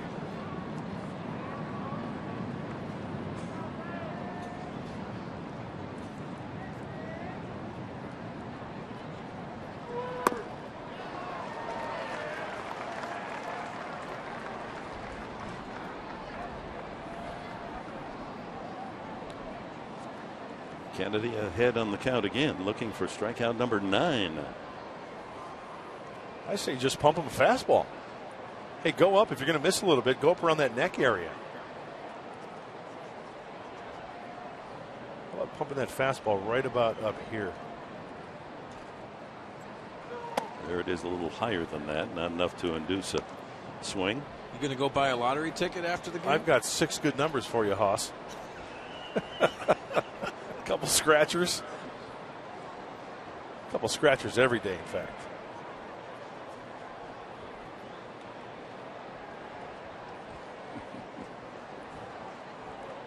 Now here comes the breaking ball, Mark. No, and another strikeout, number 9. And down goes a scratch card. Yeah. I thought by the way that Austin was set up, he was going to go, hammer away. But even though he misses with location here, it's up. Tough to catch up with that top hand on that fastball. He's really tardy on that one. Descalzo struck out, and then it was his fly ball to right field near the wall in right that kept drop for a couple of unearned runs. And he wound up at third on the air. There's a good looking hook. Nick Vincent.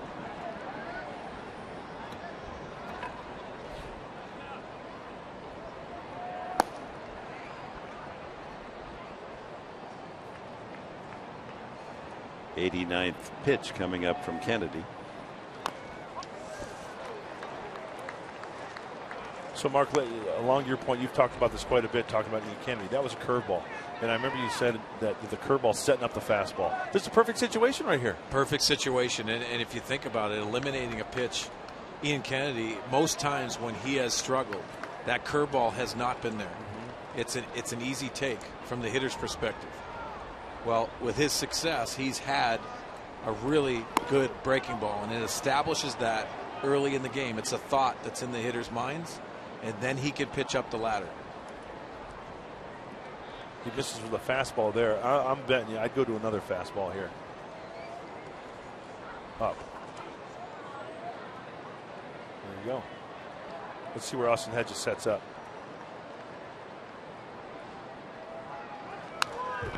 Runner going, and the foul back. Well, it's going to be interesting, the leash that Pat Murphy has on Ian Kennedy, as we saw Nick Vincent warming up. Last 3 starts, he's been over 100 pitches. That's the only time all year he's gone 3 consecutive starts with 100 pitches. Managing a game and understanding your prized right arm out there on the mound. You got to take care of those guys and wonder what goes into the equation when you're managing a game and you have a guy working that much. Well, and he's leading off the bottom half of the inning as well. Popped up, long run, and it's off the warning path, out of reach. So this may be Kennedy's last inning, in that trailing by 3 runs. He's due to bat first in the bottom of the 5th.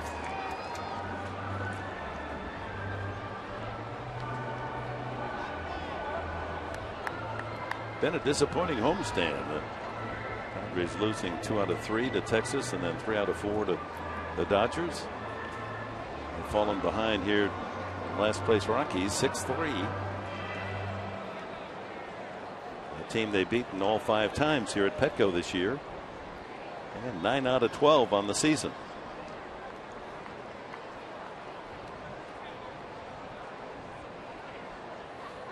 Runner goes again. Throw by Hedges. Plenty of time. Boy, that's not even close. Arenado out by 10 feet. Great throw by Hedges. That's it for the top of the 5th inning. We've reached the halfway mark in this one. 4.5 in the books. The Rockies 6, the Padres 3.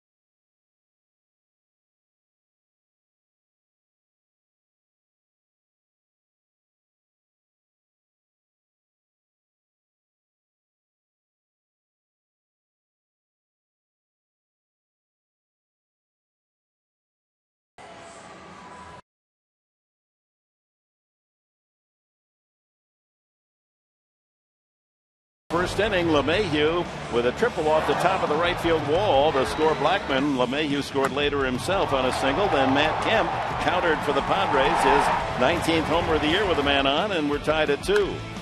But back come the Rockies. This play off the bat of Descalzo, dropped by Matt Kemp, and that leads to 2 unearned runs. And then the pitcher, Kyle Kendrick, insult to injury, a home run, his first major league homer, to make it 6-2.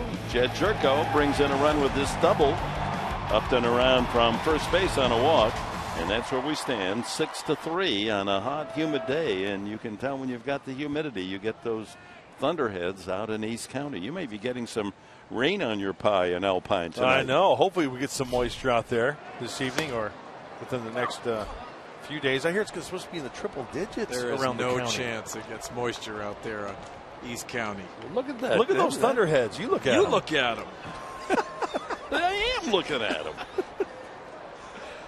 That looks like meringue on like a lemon meringue pie.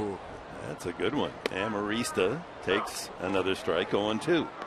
So Kennedy's afternoon is over. 5 innings, 6 runs, 4 of them earned, 7 hits, 1 walk and 9 strikeouts.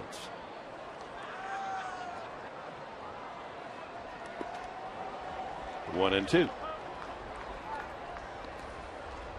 So Kyle Kendrick winning only 4 games all year, 12 losses, and an ERA ballooned well over 6. He has a 3-run lead. Padres had a chance to really cut more into that lead, but no one out first and third couldn't score. A 2nd run last inning.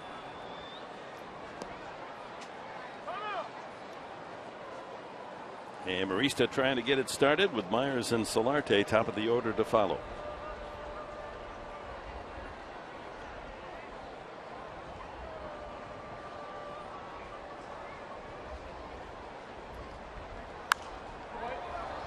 Well, Dick, you touched on it. Today we've seen the defense for the San Diego Padres. A tough day defensively, as you've seen already, but moving forward, evaluating, as you see Alexi Amarista, Matt Kemp right there. I think the Padres have to solve that shortstop area. In moving forward and going into next year, the shortstop position has to be addressed, because this is the position out there, whether you're shifting or not, it has to be the strength of your club.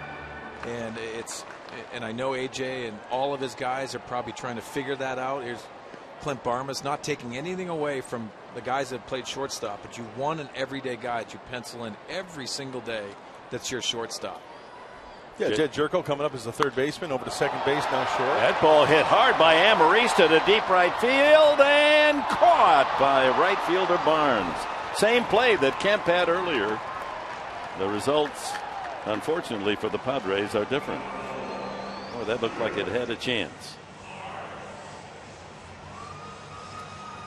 But just a long out, and that'll bring up Will Myers. Myers struck out and walked. Oh, looked like it hit a. Oh, I see. He pulled up and then the ball. Okay. Thought maybe that ball kind of hit a force field or whatever. That wasn't the case. He kind of pulled up.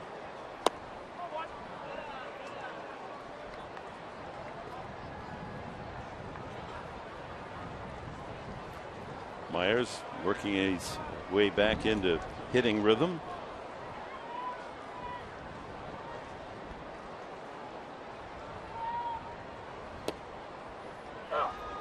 One and one.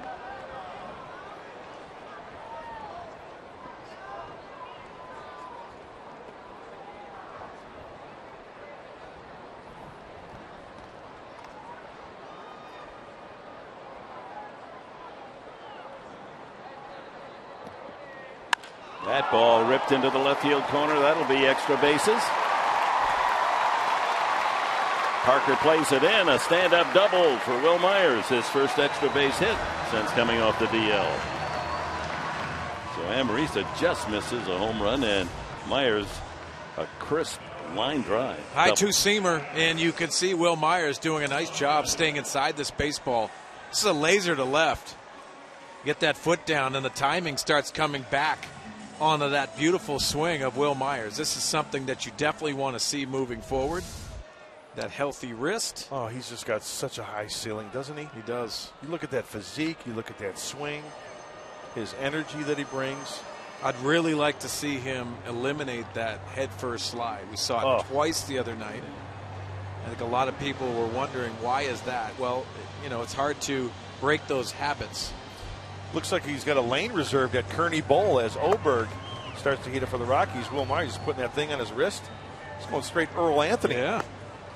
The Hall of Famer. Yeah. Well, Scott Oberg getting loose. You need a program if you're the Rockies bullpen coach. They got 13 guys out there with the call-ups. I'm sure you guys talked about that quite a bit in the Dodger series regarding the rosters and all that stuff, right? We did. Don Mattingly said he'd like to see a 28-man roster.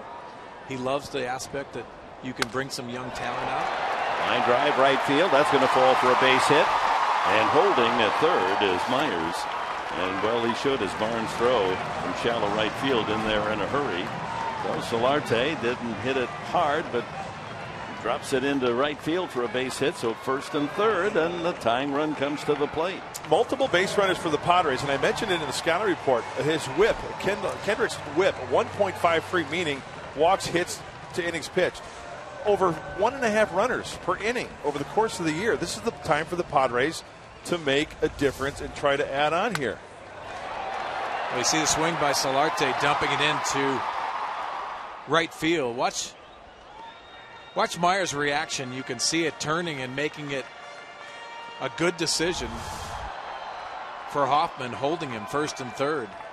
Going back to that whip, what is the demarcation line? Where do you want to be under? Like under 1? If you're under 1, you're doing really, really well. Yeah. I would say 1 to 1.1 is pretty good. When you're at 1.5 or more than that, that's a lot of traffic on the base paths. Matt Kemp with a chance to atone for that 2-base error. Ground ball to the right side. He better hurry or this is another double play, and it is. Oh my. Boy, the Padres doing everything but score. First and third, no one out. The last inning unable to score. First and third with 1 out, and Kemp is hit into his second double play. Nicely turned by LeMahieu, Descalso, and then DeMorneau.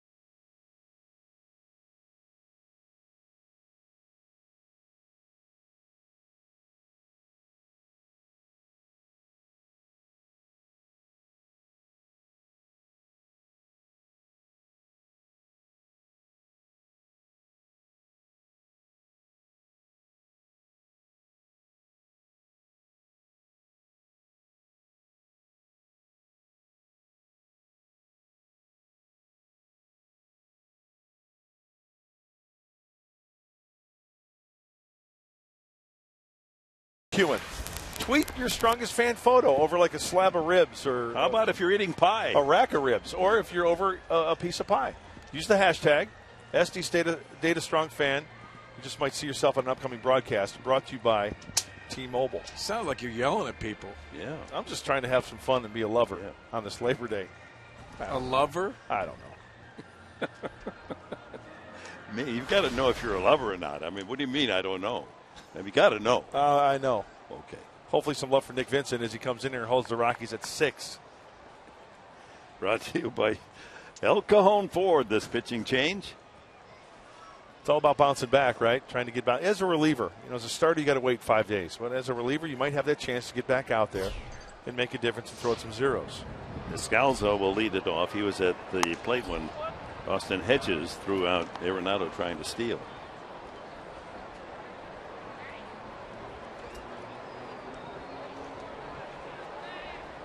The Padres trying to absorb these last 2 innings where table was set beautifully. A line drive double play and a ground ball double play with a man at third and first. So they still trail by 3. Line to right and had to play it on a short hop. Kemp in right field. Descalzo as a leadoff hit as he greets Vincent. That's 8 hits now for the Rockies. Padres with 7.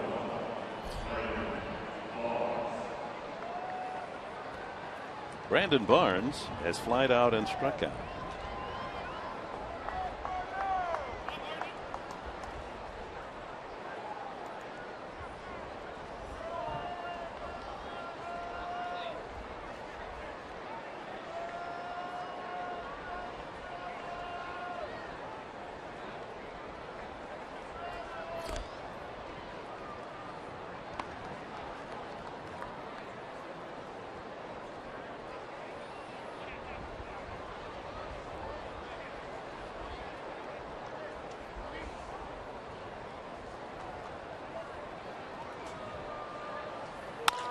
Could be 2.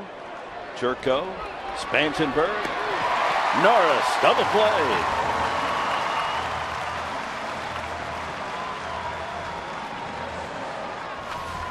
Well, let's all celebrate by acknowledging that our closed captioning brought to you by Wiener Schnitzel.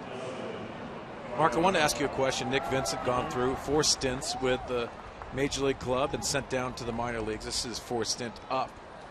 But do you see a difference in him and from last year, this year? We saw a dominating reliever last year. I think we just saw what we saw last year on that last pitch. Here's the deal with Nick Vincent when I see. He's got to have early movement with strikes. He's got that slider. He's got that cutter. The cutter, I think, got too big. I remember talking to, Austin got that one good.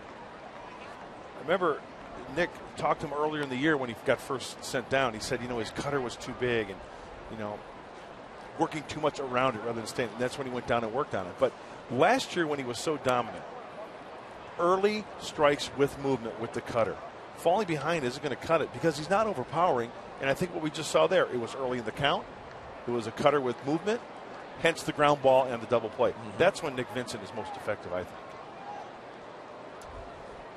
Garneau has struck out and grounded out. He takes that cutter for a strike. Another cutter for a strike. Ahead 0-2. Yeah, and his cutter is side to side. It's not, doesn't have that tilt in the batter's box at times, like a little slider action. So, Mark, the cutter you're saying goes like that, right? Yes. And then the slider goes like that, right? Popped up behind second. Spangenberg says he wants it. And that's it for the Rockies in the 6th inning. Here come the Padres, 3 to tie.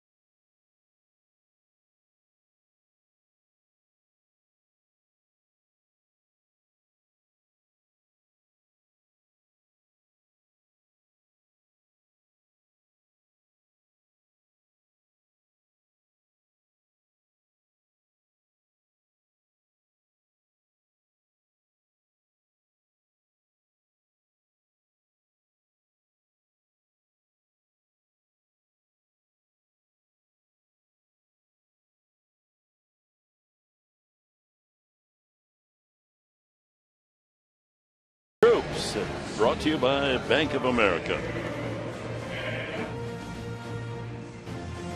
Another brilliant day yesterday, our Military Sunday at Petco Park, as we saluted the Air Force and Air Force National Guard against that blue backdrop.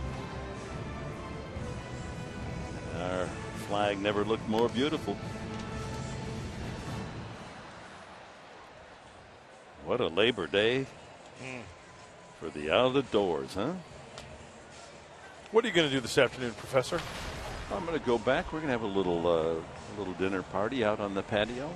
Good for you. Feet up on the deck? Yeah. I'm going to do that too, yeah. Get my feet up. How about you, Mark Sweeney? What are you going to do? Well, I did some barbecuing last night. I didn't ask you about last night. I'm going to take my family to dinner. I love my family. How about you, Mark? Going home and firing up the grill and going to have some pie. You going to watch somebody else cook? No, I'm going to do the cooking. I'm going to do the flipping. Justin Upton struck out and walked, scored a run in the fourth. The new pitcher is Brooks Brown for the Rockies.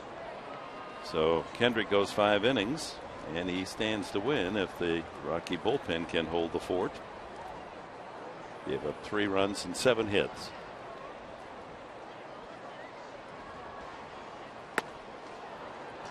One and one.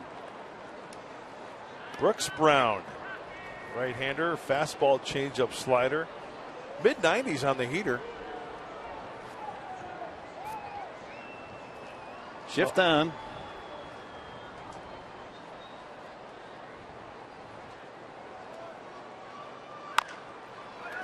Arenado had a little trouble getting the ball out of his glove, and it's safe at first as Upton. Yeah, that was traveling. Yeah, he on the run. He couldn't quite make the transfer out of the glove to the throwing hand. You won't see Arenado miss that very often. Well, he played a deep third base, especially with Justin Upton with that pull power coming in, and he doesn't get the handle of the ball. Has to take a couple extra steps. And you can see the glove work is there. Then the transfer, typically they will flip it into their throwing hand. But that was a nice hustle play by Justin Upton against a really good defender at third. Hey, good call on traveling, by the way. Yeah, and the hustle earns him an infield hit. The score calls that a hit. And what they'll do is they'll field it and flip it into their throwing hand. Just a little flip. Some of us have no problems with the transfer. Yeah. Others do. Jerko sends a high fly back of second. Long run, watch out. And LeMahieu able to make the play. Barnes was charging hard from right field, but LeMahieu ranging far out into right field to make the catch. 1 out. Jerko. Well, aggressive play by LeMahieu right there. And the difficult part of the Sun Field here at Petco Park is right behind second base. Right where that was. And I like how it was aggressive by LeMahieu going out, because that is past the sun and a lot easier play for the infielder to make than the right fielder coming in. So 1 out. Jerko had doubled in a run earlier, and now he's popped twice to second. Here's Derek Norris, a single the last time, and a strikeout.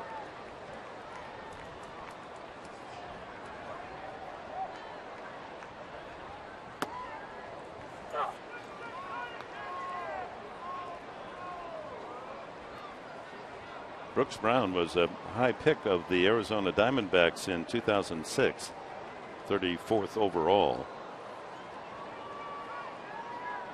From Portal, Georgia, runner goes, and in safely is Upton. No throw. Is it a foul tip? Apparently. Kevin Quackenbush.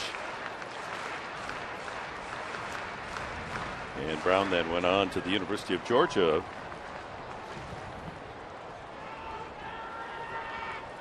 And the foul tip, and Upton back to first base. Norris and the Padres trying to create some offensive clamor here in the 6th inning.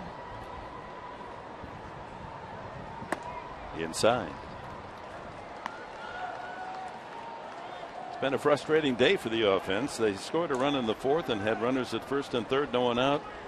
couldn't get anyone in, and then in the 5th inning, 1st and 3rd with 1 out, and another double play ball.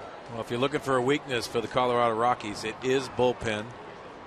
They have some good arms down there, a lot of arms, as you talked about, Dick. But when you pitch at Coors Field, sometimes that mentality creeps in, even if you're on the road, and the Padres have to capitalize on that. Colorado Rockies dead last with a 4.82 ERA for relievers. Wow.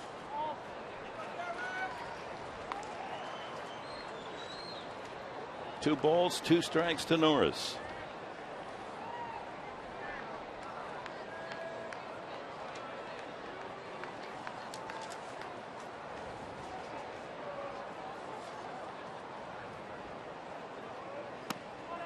Did he go? No. It's a changeup and a full count. Did he go? No, I think he. I don't think he went. I'd say if he did. Oh, I know you would. No, but his upper body, he tried to. That ball leaked in, so he kind of just tried to get out of the way a little bit. So that's my reasoning behind that. 3-2. Let's see if Upton is off with a pitch. Yes. And it's a blooper into right field, and Upton can keep right on running. A broken bat single for Norris, and the Padres are at 1st and 3rd, and the tying run comes to the plate again. Boy, this is 3 straight innings that the Padres have had runners at the corners with 1 out. Well, when we talked about Brooks Brown, he's got a sinker, he's got a fastball. This one's in, so you want to stay out of the double play. So you send the runner. He will gladly sacrifice that bat, as you can hear snappage all the way up here. The runners at the corners. Yeah, Derek Norris has done a nice job with the adjustments on his swing and that right center approach. Well, with all the pitchers in that bullpen with the call-ups, they said yesterday Walt Weiss was changing almost every batter in the late innings. Here he we would go. change pitchers. And it looks like he's in that mood again today. Pitching change at Petco.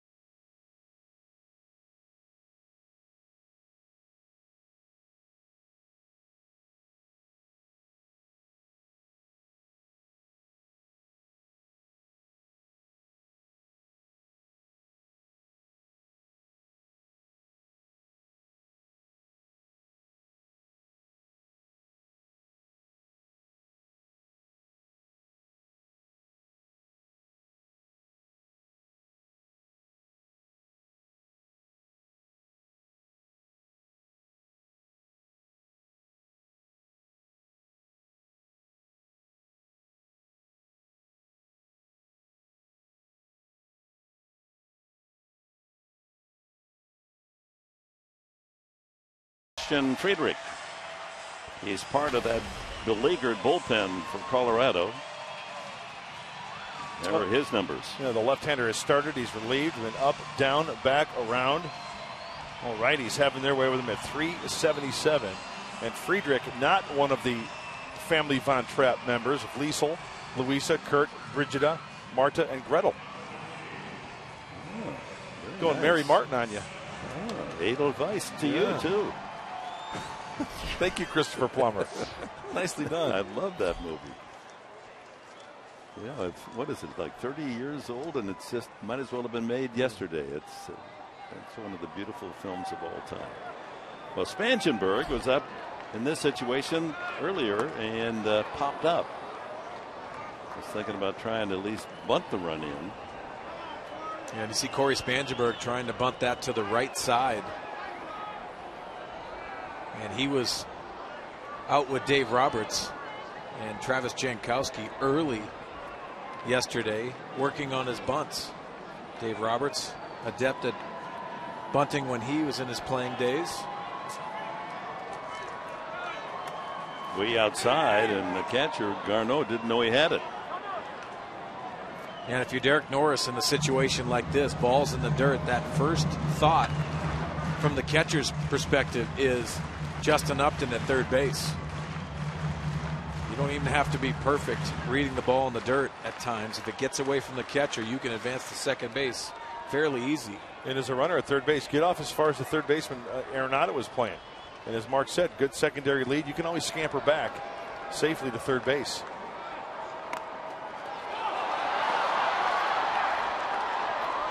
And he throws it away. That'll get the job done. 1 run scores. Here comes Norris to third. Spangenberg to second. It's 6-4. The catcher, Garneau, hesitated. And by the time he threw, Spangenberg with his speed, it was going to be close. He throws it away. You know, I'm surprised that Garneau didn't go after that with a more sense of urgency. As we take a look here. You know what? He looked third, second, then first, didn't he, Mark? Yeah, it looked like he wanted it to go foul, and he plays it in fair territory. Didn't get a good grip on it and launches this down the right field line. Bad mistake for the Colorado Rockies, and the Padres are in business. No RBI in the play, but a bunt single for Spangenberg. Had it been played cleanly, it would have been the bases loaded. And here's Austin Hedges. He is looped a single to center and lined into a double play. Well, error benefits the Padres here in the bottom of the 6th. They now have the tying run out in scoring position. Well, the infield back for Austin Hedges, you want to work the middle of the field, obviously try to hit an outfield fly ball, but the infield back, a ground ball will even work. And 2 strikes at the plate. Looks like he got that one off the toe. Or the ankle or the shin. So Mark Sweeney, you're talking this way, right? Yes. Almost like a piece, you know? Almost like a piece of pie. That could be, yeah. Any flavor would taste good now if he accomplishes the ground ball in that pie area. He needs a little extra time talking with Glenn Hoffman. That foot's kind of barking a little bit, maybe. 6-4 the score. Rockies, but the Padres have runners at second and third with 1 out. Melvin Upton has a bat in the on-deck circle. The pitcher due next.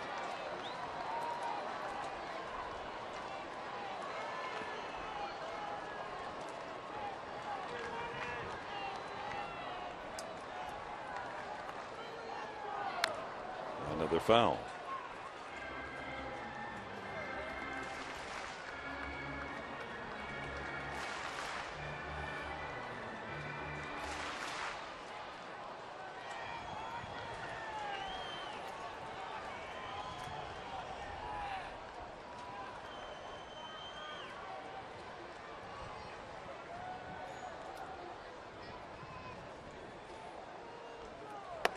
Up high, trying to get Hedges to chase.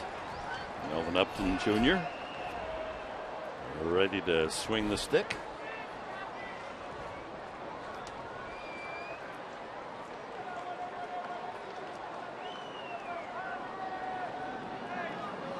Norris at third, Spangenberg at second. And he struck him out.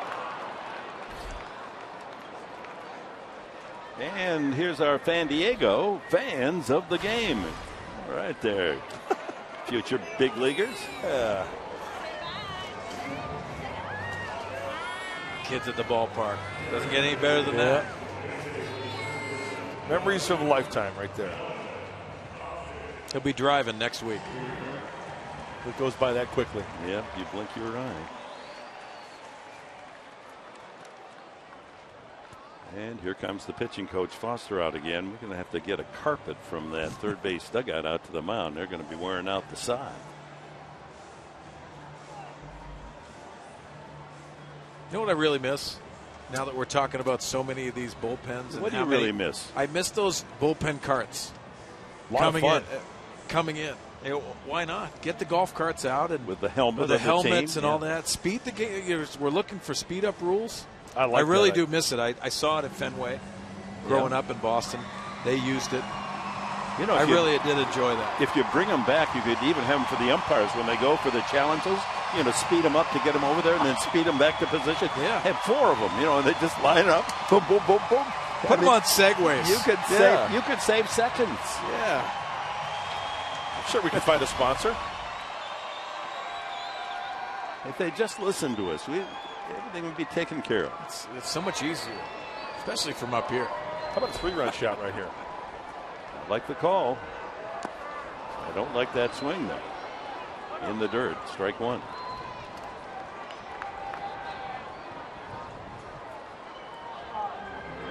The elder Upton hitting .237 with 5 homers.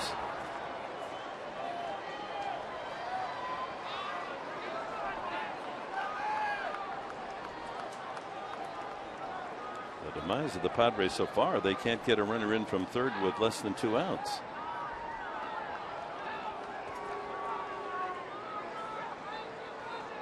Second and third with 2 gone now.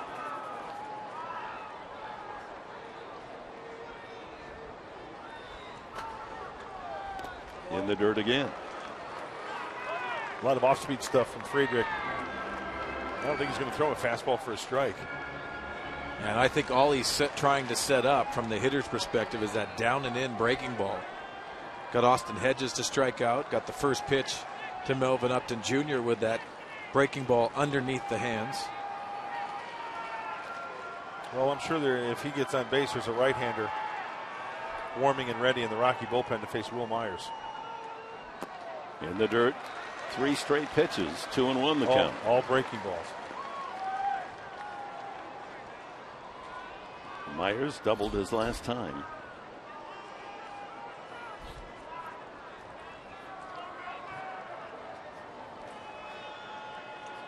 Six to 4, the Rockies lead. Padres with 2 men in scoring position, and the action pitch, 2-1 coming up. Got to be patient here. Another tight breaking ball there. The slider from Friedrich.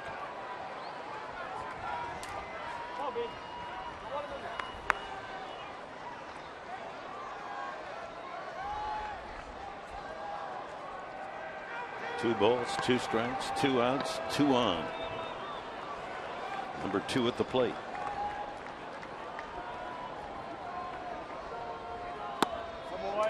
Full count. It's a good take. A lot of those sliders have been down and in.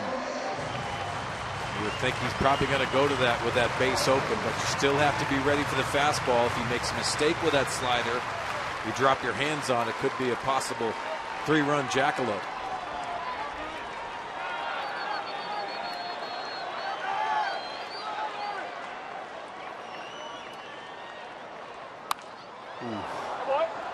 What was that, a jackalope? Yeah, that's what I heard. You've never seen a jackalope? It's related to the lexicon, I think. Yes, it is. It's in the same genus. Nice 2-handed grab on the rebound. I love that shirt, too. Again, the 3-2 pitch to Melvin Upton.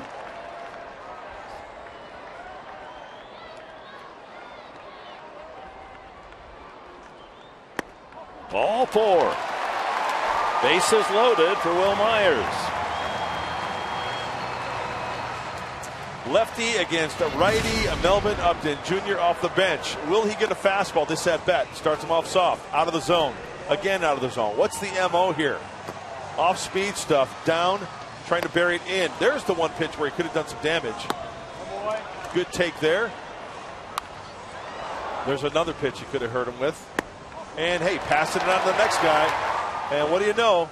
Double switch, Walt Weiss. Here we go, Professor. They're going to pass him on to the next guy, just as you suggested. A Bullpen that we might see 7 or 8 pitchers tonight, and that's no exaggeration. Here comes the 4th used by Colorado today. The Padres trying to break into the lead.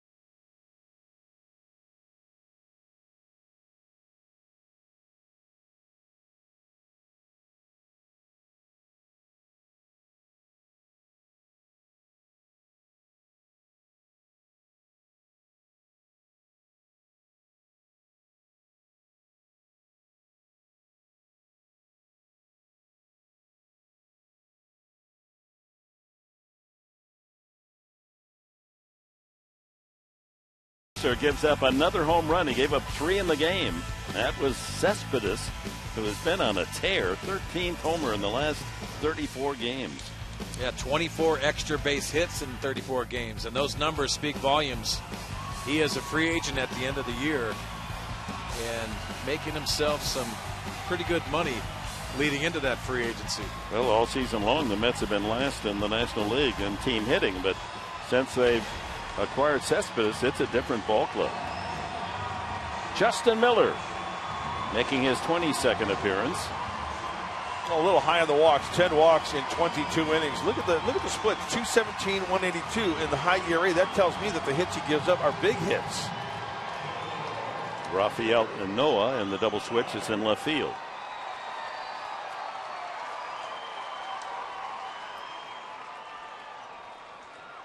Pretty much a 2-pitch pitcher for Miller. Fastball, slider. He has not given up a home run all season. Myers, the batter, bases loaded. And takes strike 1, a slider. Struck out, walked, and a double for Will Myers. Padre over every pillow. The man at second, Spanshenberg, represents the tying run.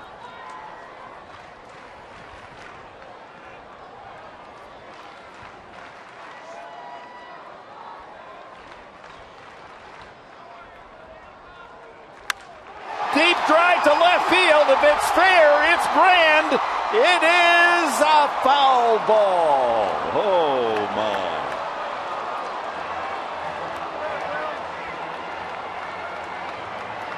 Myers flirts with a grand slam homer. All the body language that he could call upon, but no luck.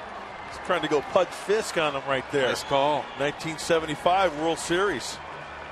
Flirting with the foul pole. Almost up on the roof of the Western Metal Supply Company building.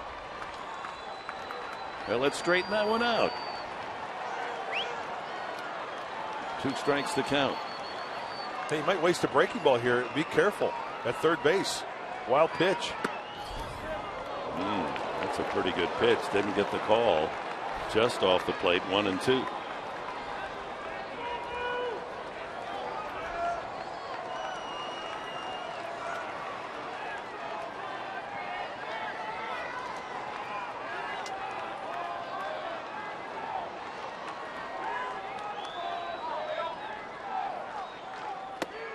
Two balls, 2 strikes.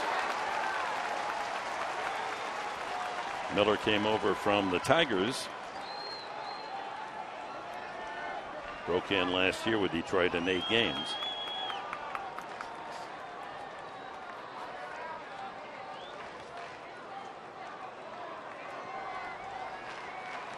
product of Bakersfield, California.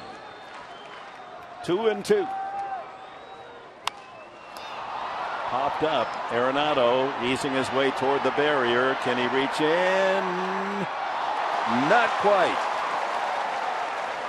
Ball, I think he got his glove on it as he made the dive into the second row. He's very close to making the play. Watch. I don't care who you are. If you're a baseball fan, just the effort that Nolan Arenado puts into his position, going into the stands. Thank goodness that Padre fan made it difficult. That's right. If it's over that barrier into the stand, it's fair game for the fans. Arenado shaking up on that effort. Looking at that right clavicle or sternum area, chest, pectoral, ribs. You're going in, you have the seats, but sizing it up and knowing that you have to go in near that second row and then going and taking those seats right into your chest.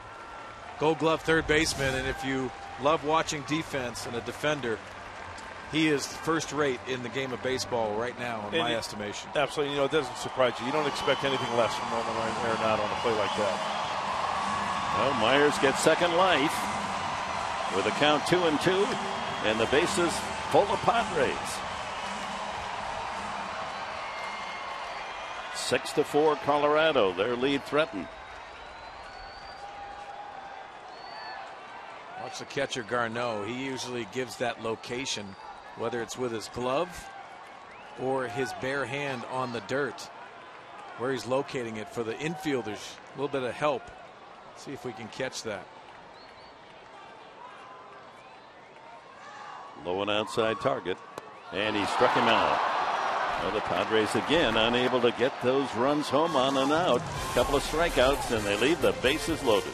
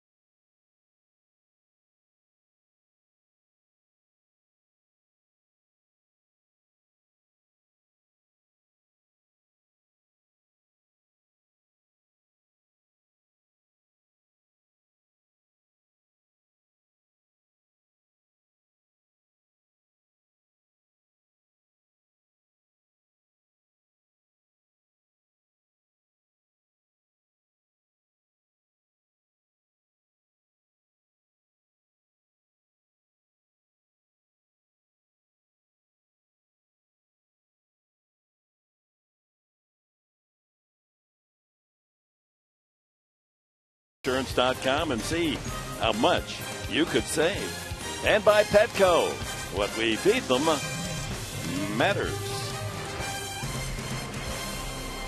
Yeah, the Padres 4 runs and 10 hits, but trail 6-4. They've had 3 straight innings with a man at third and 1 out, and unable to get any of those chaps to hit home plate. Kevin Quackenbush takes over here in the top of the 7th inning. Well, where's that one big hit? Well, still plenty of ball left as Kevin Quackenbush now has to preserve the 2-run lead for Colorado. And for Kevin, last time out was against the Dodgers a few days ago. Norris goes to the catcher's spot. Myers comes in from center field to play first base, and Melvin Upton stays in the game in center field. And Quackenbush, the new pitcher.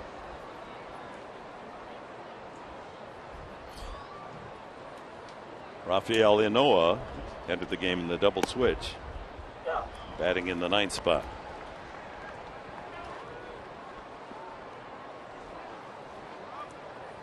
then the top of the order, Blackman and LeMahieu. They're the two that's done the most damage, accounting for 4 of the runs.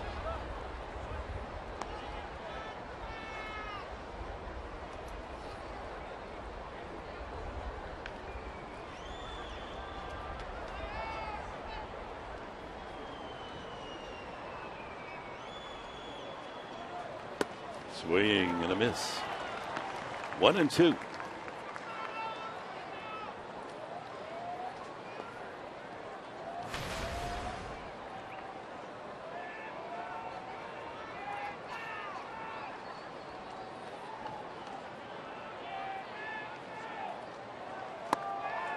Ooh, pretty good pitch.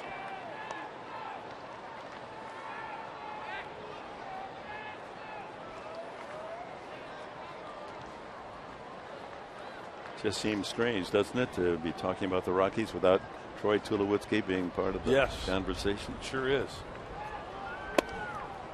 And a full count. Jose Reyes, part of that trade, has been filling in that shortstop spot and rested today along with Carlos Gonzalez, but they're both available as pinch hitters if Walt Weiss needs them.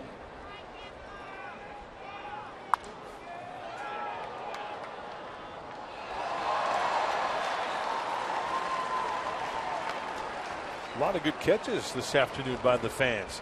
Oh, there was Gracie, Mike Grace, in mission control there with a nice grab. Those are all the talented guys and girls in there that help operate the fantastic scoreboard here. And Inoa drives a single to right field to lead off the 7th.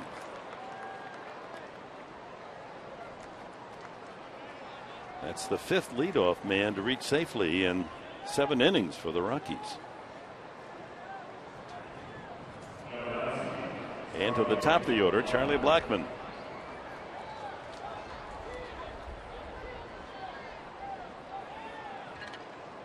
Doubled in the first inning and scored, singled in the 3rd inning and scored, struck out his last time.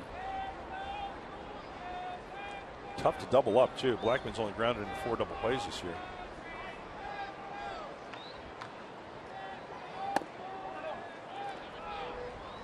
I think that's just for show, don't you think, Dick? Just to bring that third baseman in, then you try to slap one right by him. Solarte way in at 3rd.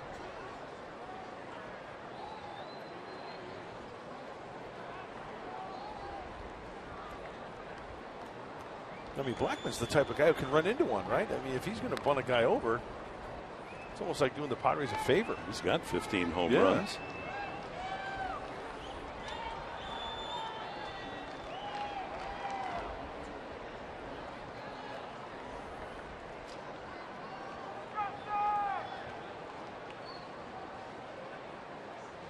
Well, he is bunting. Wow. Myers will make the tag for the out, and a sacrifice for Blackmon. That's strange.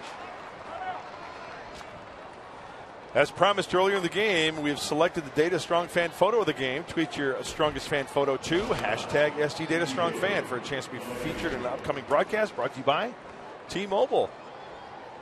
Dustin at D Ziggin Lab. Nice. Big Padre fans wearing the hats and the shirts. So LeMahieu and Arenado with a chance to add to the 6-4 lead with Inoa at second base, 1 out.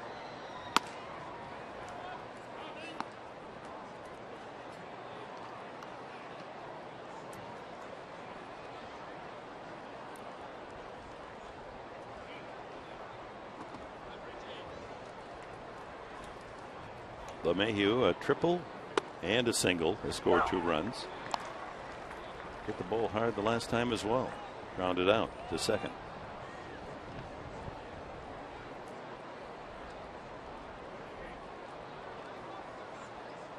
And that shadow going right out over the mound from the light standard on the third base side.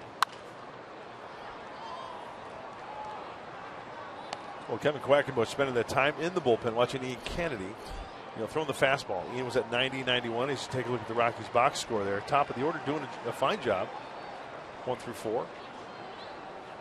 Pumping the fastballs. Just got to locate that 90, 91 mile an hour fastball to these Rocky hitters. They've been late or they've swung through it.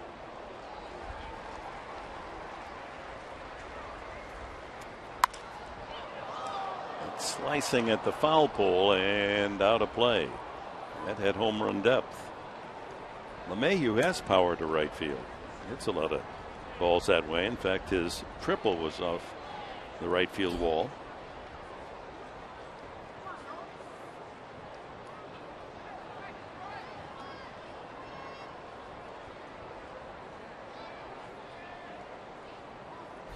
$24,585 have spent their Labor Day afternoon with us. Another ball hit to right field, foul.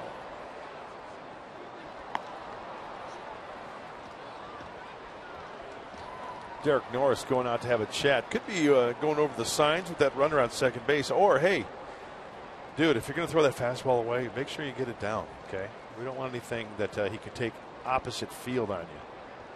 Another happy customer.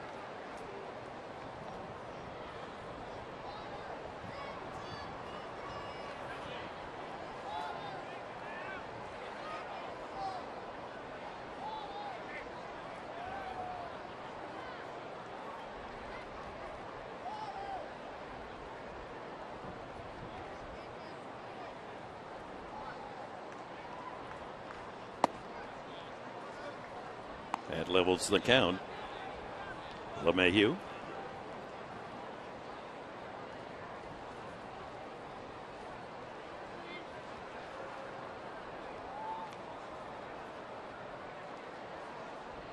Now that's a nice visor there. The big shade. That'll protect you from the UVs. It's the UV rays that get you. Yeah. You got to wear that. Little did we know back in our youth, we'd sit out there and bake and try to get as brown as we could. Get out the baby oil. Yeah, I remember that. It smelled like a Mai Tai, that suntan lotion. Nice pitch. Right on the outside corner. LeMahieu didn't like the call. Quackenbush has the strikeout. Just goes to show you what a well-located fastball will do for you, right on the outside corner. Man behind the plate liked it. Might have been off a little bit, but Derek Norris frames that one nicely. Arenado. And another timeout as Jaron Balsley's going to go out to talk with Quackenbush. Arenado's fouled out, doubled in a run, scored himself in the third, and walked. John Gray tomorrow, as you can see, against Colin Ray, a couple of young rookies. Ray of the Padres going for his third win. John Gray has had 6 starts, but no record. And he's given up a batting average of .327 against Gray. University of Oklahoma star. 6:30 our TV time here on Fox Sports San Diego. 7:10 game. Well, looking at first base being open and Arenado, you've got the lefty Morneau on deck. Morneau struck out 2 times against Ian Kennedy this afternoon. Noah with a big lead that time, but not much percentage playing your way to try to steal with 2 outs.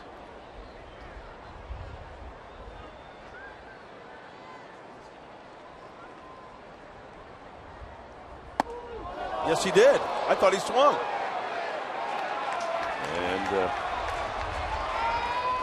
that's exactly how it's called by Mike Muchlinski. And Nolan Arenado is even saying, hey, I'm trying to get out of the way, but watch his hands. I thought it was a swing. Yeah, I do too.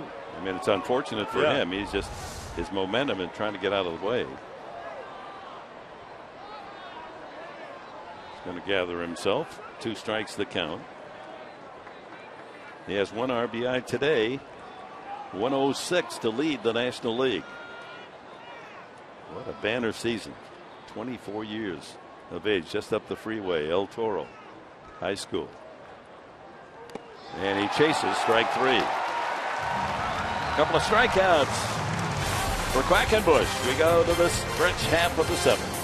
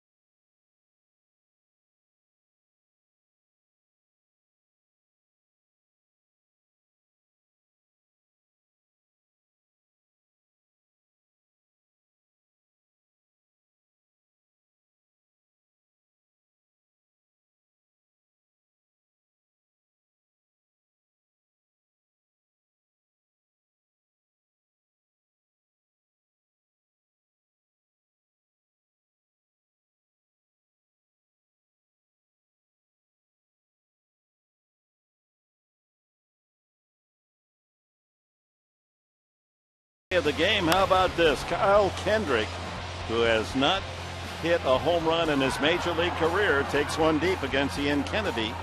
That's the 6th run allowed by Kennedy. The starter, 4 of them were earned. Our Bill Howe play of the game. Yeah, the Padres have squandered 3 innings of promising opportunity. Let's see what they can do against Justin Miller, who got the strikeout of Myers with the bases loaded to end the 6th.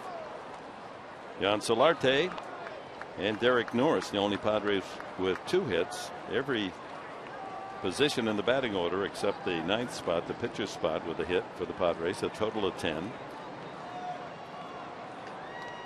A couple of a single and a double for Solarte. As Justin Miller stays in after getting the strikeout of Myers in the 6th. Solarte, Kemp, and Upton here in the Padres 7th. So Miller, one of those few pitchers out of the bullpen with fewer hits than innings pitched going into today. So one thing that can get to him is the walks. Prior to this game, 22 innings, a little high on the walk side with 10. But the opponent's batting average only 192. So Walt Weiss hoping this righty will keep the Padres at 4.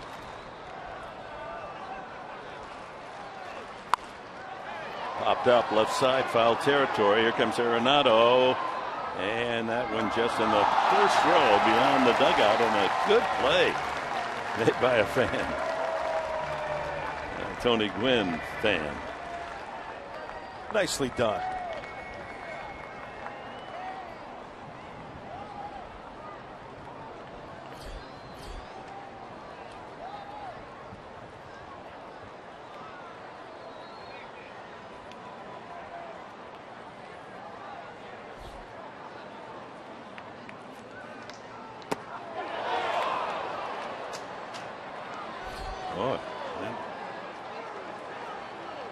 Solarte goes down the hard way.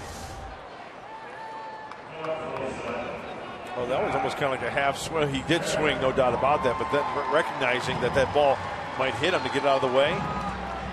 It's much like the Arenado play. Yeah, exactly. You get the swing started and you can't stop it, and that pitch is coming at you. You have no recourse except to bail out, and you get struck out with it. Yeah, you get that momentum going. Those feet are anchored. It's tough to move those feet.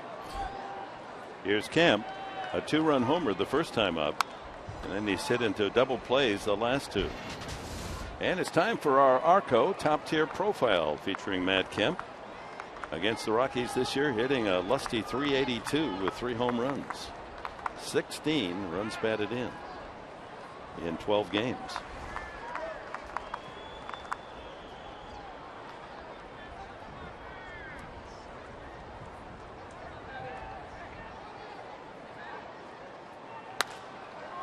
Right field dying in foul territory and no play.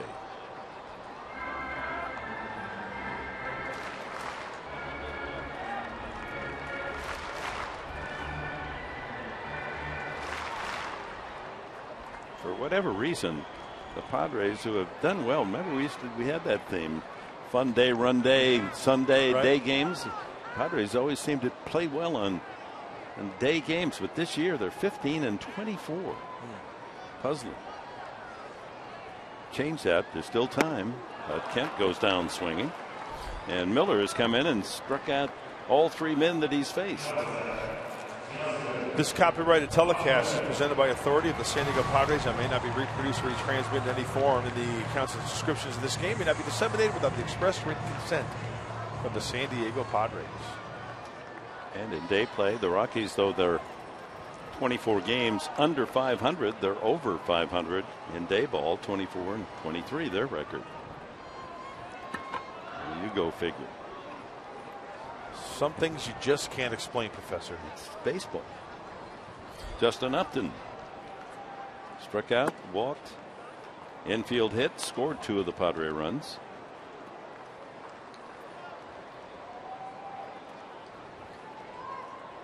Jed Jerko would be next.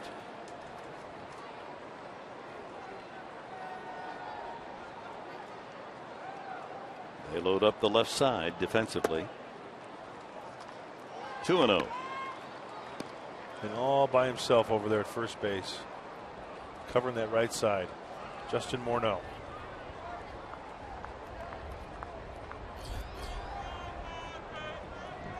The song goes like a sheep that's lost his way, huh?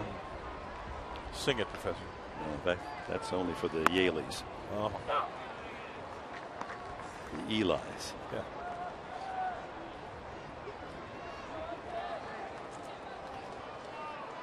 Two and one to Upton. He's got 2 outs. Base is empty here in the bottom of the 7th. Rockies have led all the way. 2 in the first, 3 in the third, and the home run by pitcher Kendrick in the 4th. Padres answered with 2 in the bottom of the first on Kemp's homer, and single runs in the 4th and 6th. But there was much more on their plate, but they just couldn't get their knife and fork into it.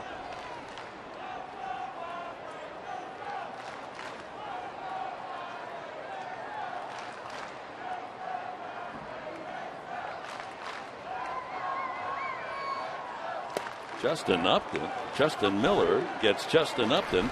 Miller's come on and struck out 4 in a row.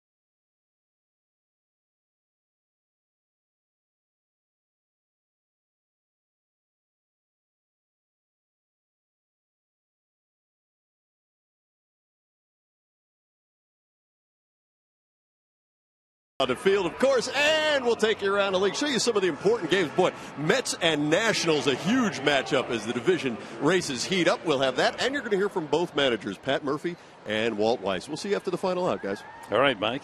Well, somebody didn't tell Justin Miller that the bullpen has not been effective. He's come in to strike out Myers with the bases loaded, and then Van Solarte, Kemp, and Upton in order in the 7th.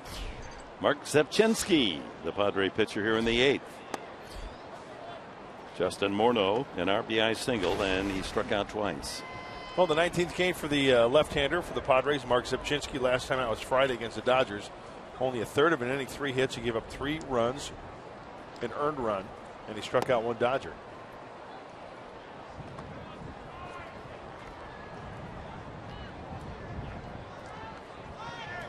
Christian Adames is in the on-deck circle. Pitcher's spot is next.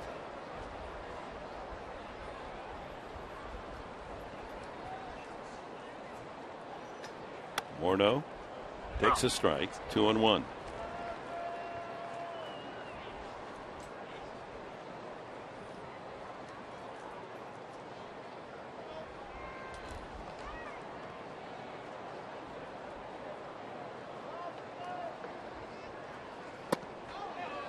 Two and two. Little tougher hitting now with that shadow carving its path between the pitching mound and home plate. That ball comes out of the sun through the shadows and then back in the sun again. Tough to pick that up, no doubt. I think especially breaking balls would be no tough. Question about it. There it is. Morneau, you don't make him look like that very often. He strikes out for the 3rd straight time. And it's time for our Cholula flamethrower. Our flamethrower. There it is. Mark Zepchinski. Hey, 90. That's tomato paste. Yeah, but tomato paste with the Cholula, and now that spices it up a little bit. I'm telling you. And you know what though? Here's my argument. 90 is fine if you can locate, right? It can make it look like it's serious hot sauce. Nothing wrong with the little tomato paste though. I'm sure its sponsors are pleased to hear that. Hey, Cholula rocks. Kyle Parker up 3 times, has struck out all 3 times. It's got the wooden cap. But he left, and now we have the pinch hitter, Christian Adames. One of the call-ups.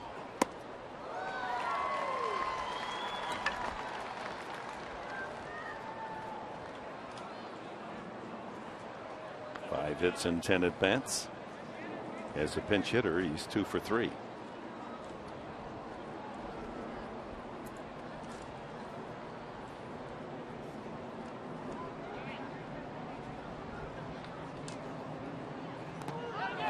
And he goes after a ball in the dirt. Norris up to Myers at first for the out. A couple of strikeouts for Zepchinski.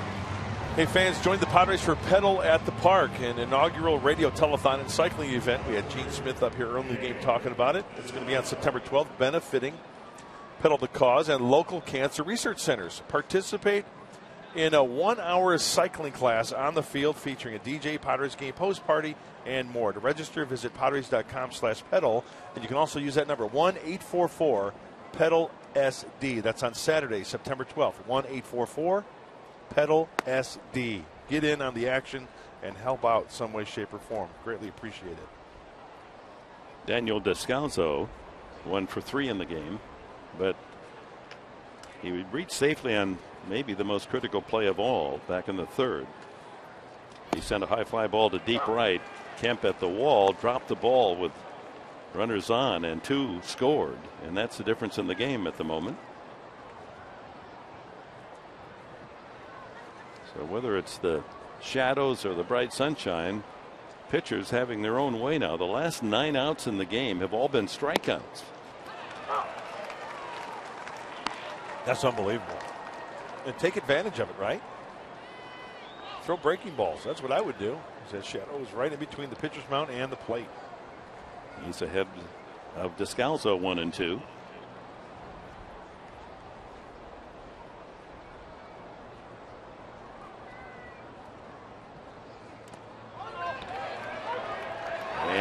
around, strikes out the side. Zebchinski. Yeah, it's got to be tough to read the ball. The hitters are flailing. That's 10 straight outs by strikeouts in the game, both sides.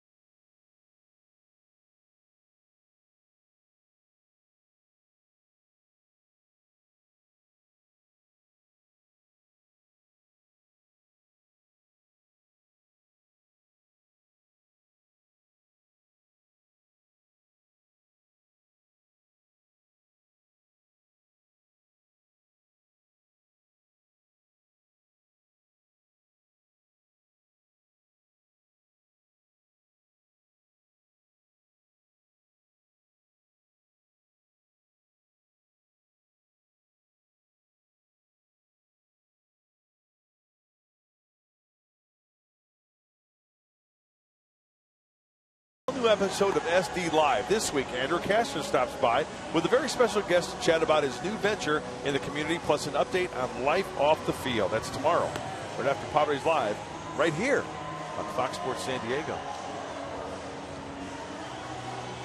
The new pitcher for the Rockies, Jairo Diaz, and Carlos Gonzalez enters the game. He's in right field.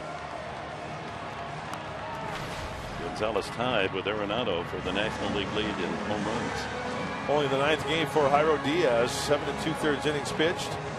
So a small sample size, but a nice 1.17 ERA. Two-pitch pitcher for Jairo. Fastball slider. He's got a power arm, mid to upper 90s. Chad Churko leads it off for the Padres, then Norris and Spangenberg. And the first pitch is in there. Looked like a slider. And obviously the conditions with the shadows benefiting the pitchers as Churko sends one high in the air into foul territory. Goes Morneau and can't make the play.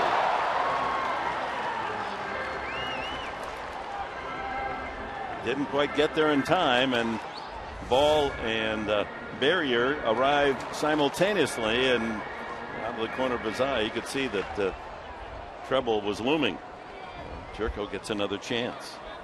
Or that wall that's just right above the knees as far as knee high. Got to be careful. Churko gets another chance. 2 strikes the count. Norris and Spangenberg to follow. Padres need a couple to tie.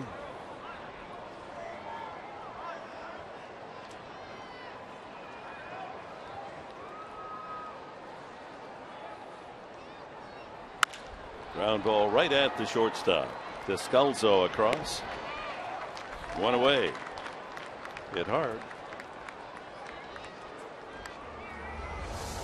Arenado over on the third base side, going over the barrier all the way into the second row, and then took the brunt of an empty seat in the chest. You know, I know people can look at something different ways, but what I noticed just on that replay, did you see what he was doing with his right hand? His right hand was low. It was almost like he was using his right hand to feel for the barrier there.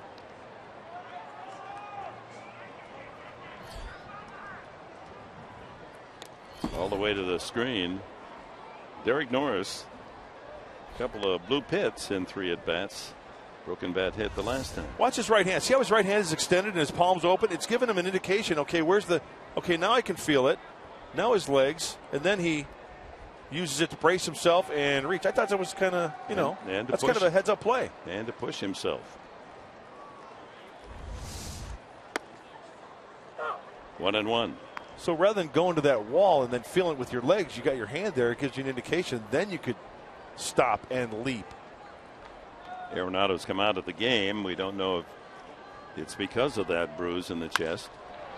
Norris hits it to deep left center field. That's way out there and off the base of the wall. The man who has led the Padres in doubles all season long has another.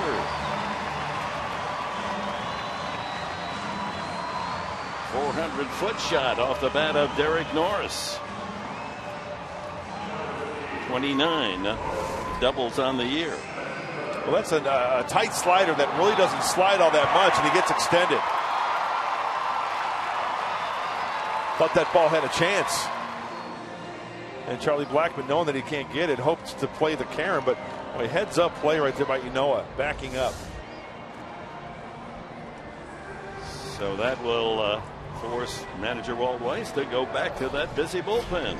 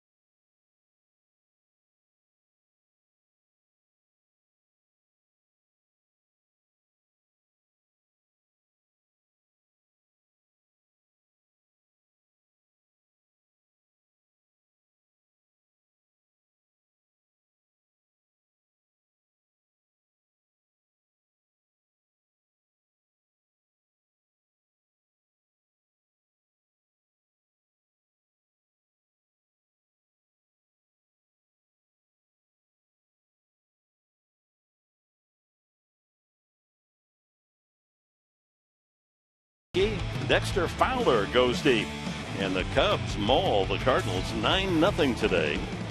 It pulls them within 7.5 games of the lead. Pittsburgh at 5.5, and Milwaukee and Cincinnati down there in the cellar. Boone Logan is the new pitcher for the Rockies, the 6th used by Walt Weiss. 1 out. Norris with the double stands at second base. The 11th Padre hit of the day.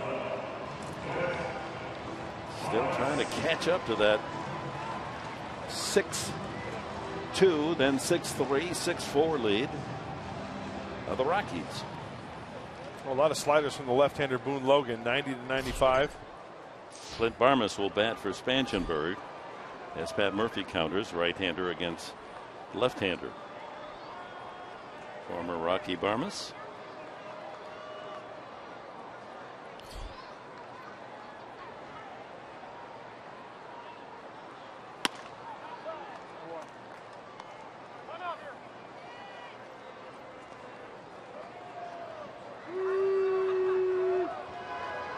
Right after that pitch, immediately Boone Logan called time and wanted to have a chat with his catcher.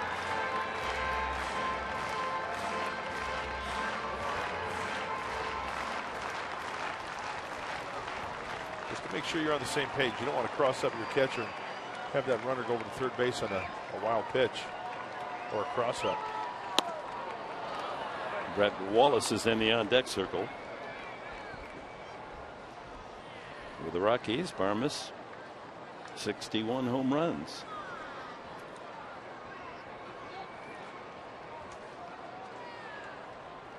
Norris out at second base, 1 out. Way outside.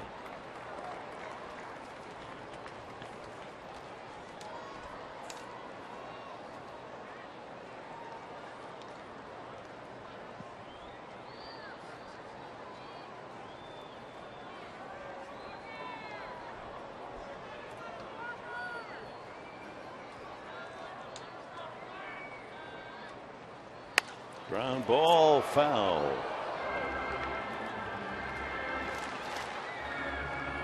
Out in front of the slider a little bit. One of those sliders you really have to let travel. You get it out in front, you'll hit a lot of ground balls, especially if you're the right-handed hitter.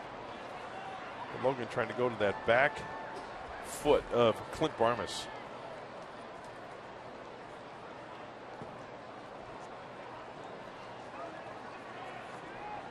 So 2-2 to Barmas.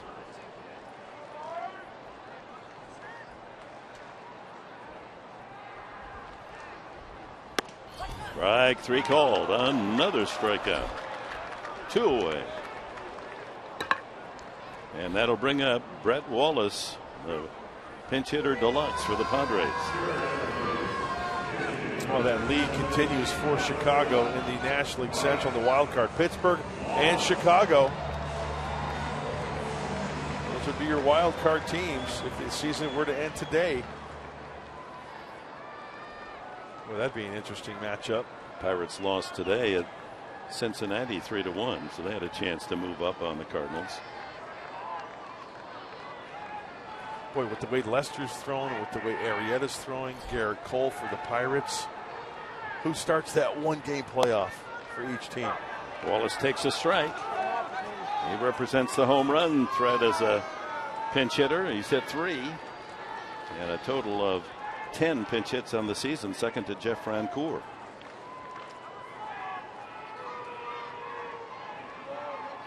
Left-hander against left-hander.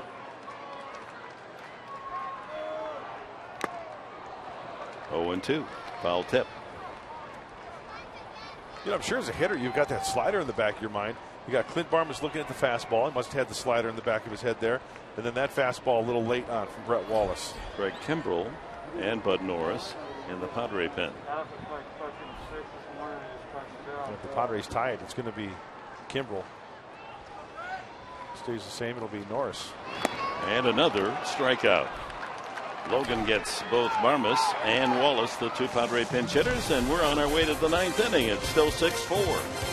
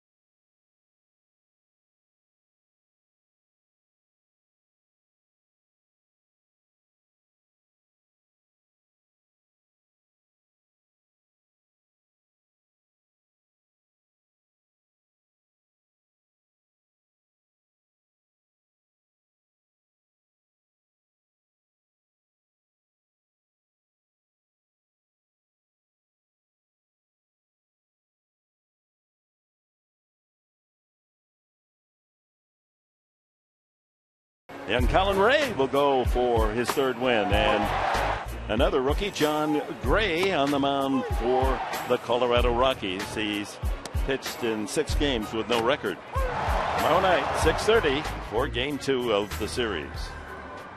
Bud Norris comes on to work the 9th inning. We got to turn it around against righties. Hitting a 364 clip off of Bud. The lefties almost no chance. 0-71. I mean, the fastball is there. The velocity is there. It's all about locating it. Some quick outs here in this ninth. Norris pitched on Saturday night against the Dodgers. A scoreless ninth inning, struck out a couple. And now that shadow, Dick, is moving right into the batter's box. Brandon Barnes will lead it off here in the ninth. He's 0 for 3. Outside ball 1. Garneau. And then the ninth spot in the order, occupied by Yanoa.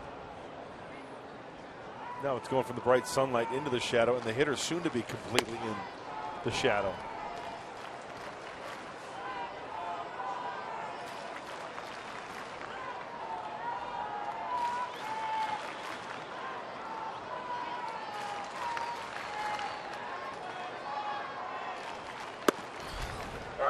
.95 on the fastball, 2-1.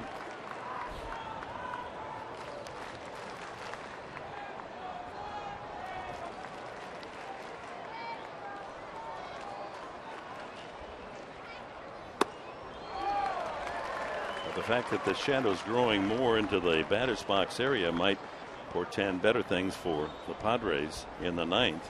As now it's not sun, shadow, sun. It's just sun to shadow. Right.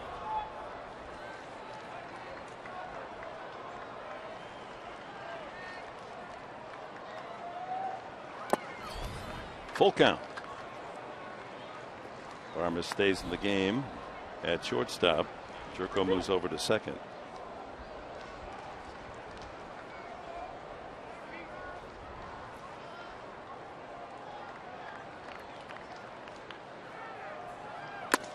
And another strikeout.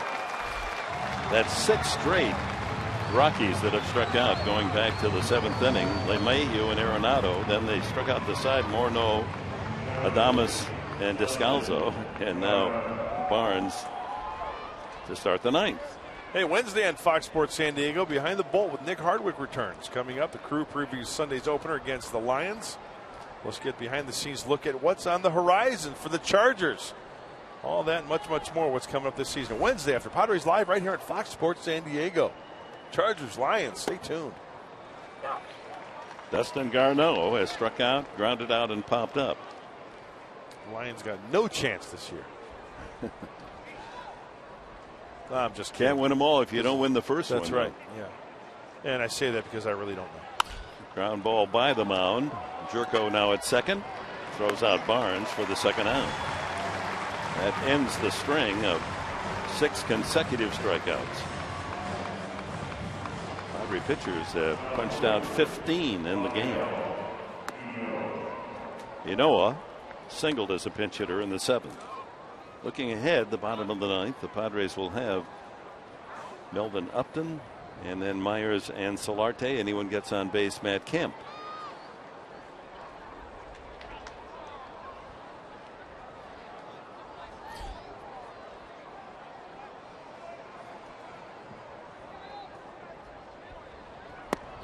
Matt Kemp has experienced the highs and lows of this holiday Monday. The 2-run home run, the high, a 2-run error in right field, the low, and then a couple of double play balls as well. He gets another chance if someone can get on in the ninth.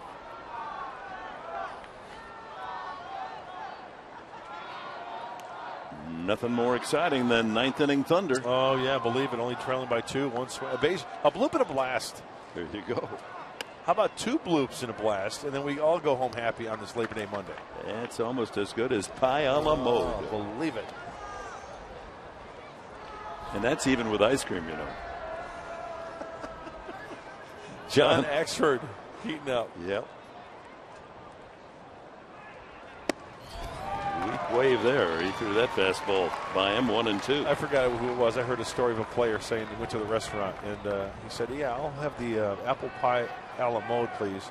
And can you please put some ice cream on that as well?" Go. It's double a la mode.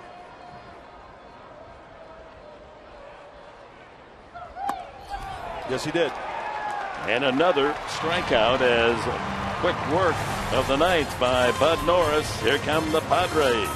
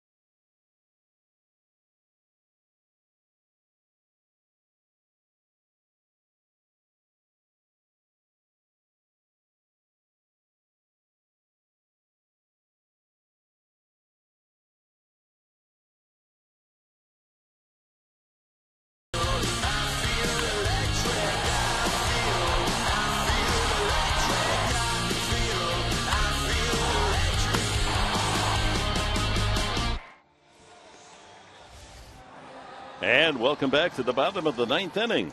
Padres hope they can turn on some electricity here in the 9th inning. Melvin Upton will start it. And I know you've been waiting for this. Pick the stick update. How about the ups and downs of Mike Pomerantz? He gets 7 points on the 2-run homer by Kemp, and then 2 double plays cost him 4 points. A strikeout 5 and an error by Kemp at 6, so he winds up with only 1 point today. You do the math. Chris Button still in first place with 284. Where are you now? I'm trailing by 6. Hey, Professor, look at you. Out of the cellar, but who knows? Yeah, that's why you play them all. Yeah, it's tightening up. Yeah, the season's not over yet. Yeah. Upton try to get on there and create some business here in the bottom of the 9th against John Axford, who is the closer. Veteran right-hander. First broke in as the closer with the Milwaukee Brewers under the tutelage of Trevor Hoffman.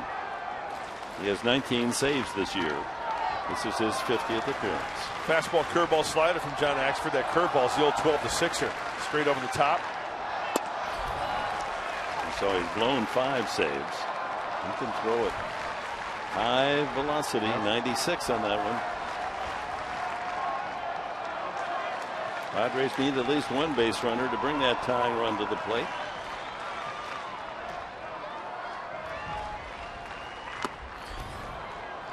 Well placed, 2-1.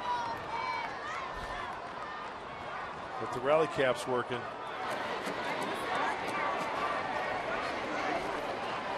Need to rally shillelaghs this inning. It's a magical shillelaghs working.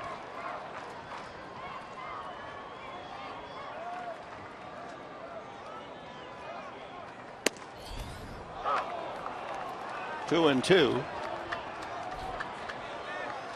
Getting word that Arenado left the game with a bruise on the chest from that dive into the stands trying to make the catch. Hopefully not serious. They are going to X-ray. 2 balls, 2 strikes to Upton.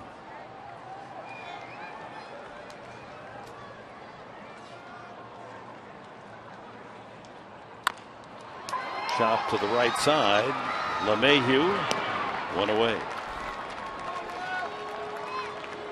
To the top of the order, Will Myers. A double in 3 trips and a walk. A couple of strikeouts. Oh, somebody just got ran. Because why not? I told you just to go in the dugout and you wanted to keep yelling.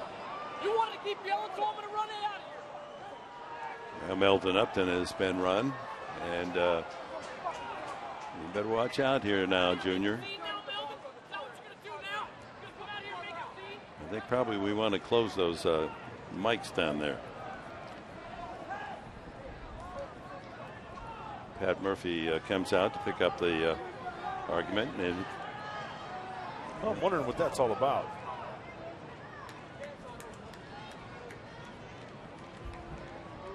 Well, he had the count 2-0, then it went 2-2. Didn't see any obvious call that. And like, you know, many times the hitter won't say anything. You know, they won't look at the umpire, but they'll say it while they're looking out the outfield. And, you know, just because, you know, you don't want to get face to face with the umpire, but who knows? Let's see. A pitch there. He's called the strike, maybe off the plate a little bit. That might have been it. Right. So Murphy back to the dugout.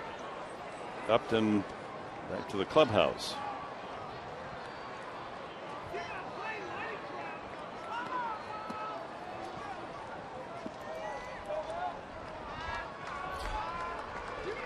Back to business.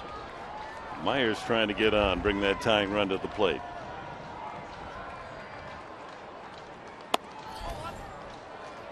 '96. Axford still has a live arm. Former Notre Dame star John Axford fought his way back to the big leagues through the independent baseball.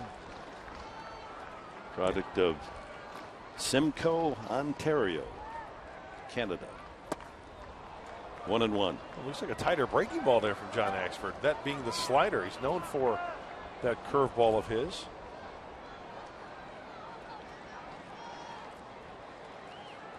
Set a Milwaukee record 4 years ago with 46 saves.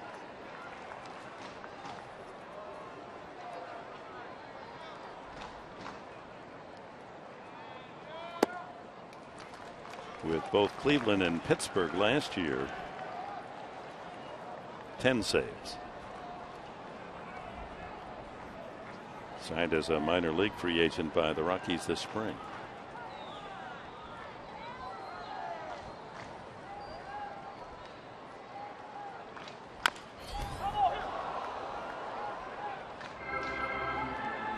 Well, the count 2-2 to Myers with Solarte waiting his turn.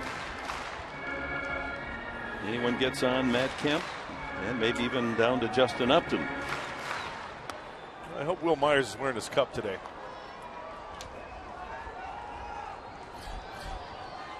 Solarte, a couple of hits, a single and a double.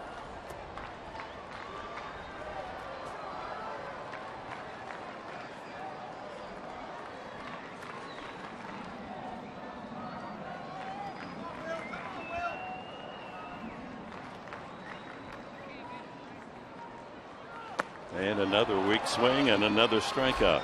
Boy, the conditions must be awful. I mean, the pitching's good, but it isn't that good. Everyone seems to be striking out. Yeah, both sides having difficulty making contact. Meanwhile, the Padres down to their final out, Solarte. And you know, if you're going to be a pitcher in this conditions, it's been both sides, as you mentioned, Dick. You know, you throw a little wrinkle in one, it makes it that much more difficult.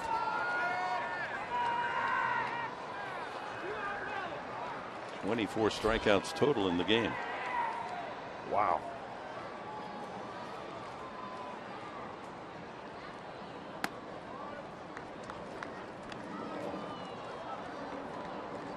A double and a single. He scored a run, Solarte.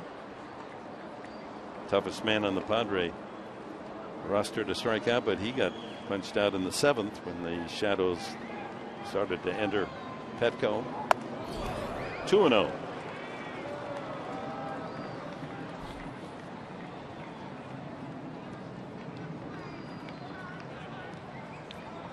In the last 4 innings, there have been 15 strikeouts. Wow. They take advantage of it if you're on the hill. It's 15 out of the 24 outs. Yeah, Solarte's got the count to 3-0. And Kemp with a 2-run homer back in the first inning. Fans like to see him get another chance.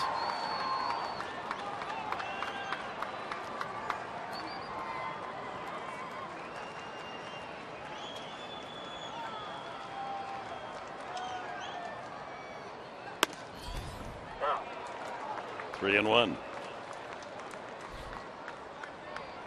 Yeah, Solarte, as we've mentioned so many times, often takes until pitcher throws a strike, so he might be taking here 3-1. Nope, bounces right back to the mound. Axford has it, and the Rockies have finally won here at Petco after the Padres had swept them the first 5. The final score: Colorado 6, San Diego 4. Here's Mike Pomerantz. Dick, thank you very much. When Mark and I see on Padres Live, the post-game show, we'll talk about this being a game of inches, what happened with Will Myers, and you'll hear from Pat Murphy in a moment.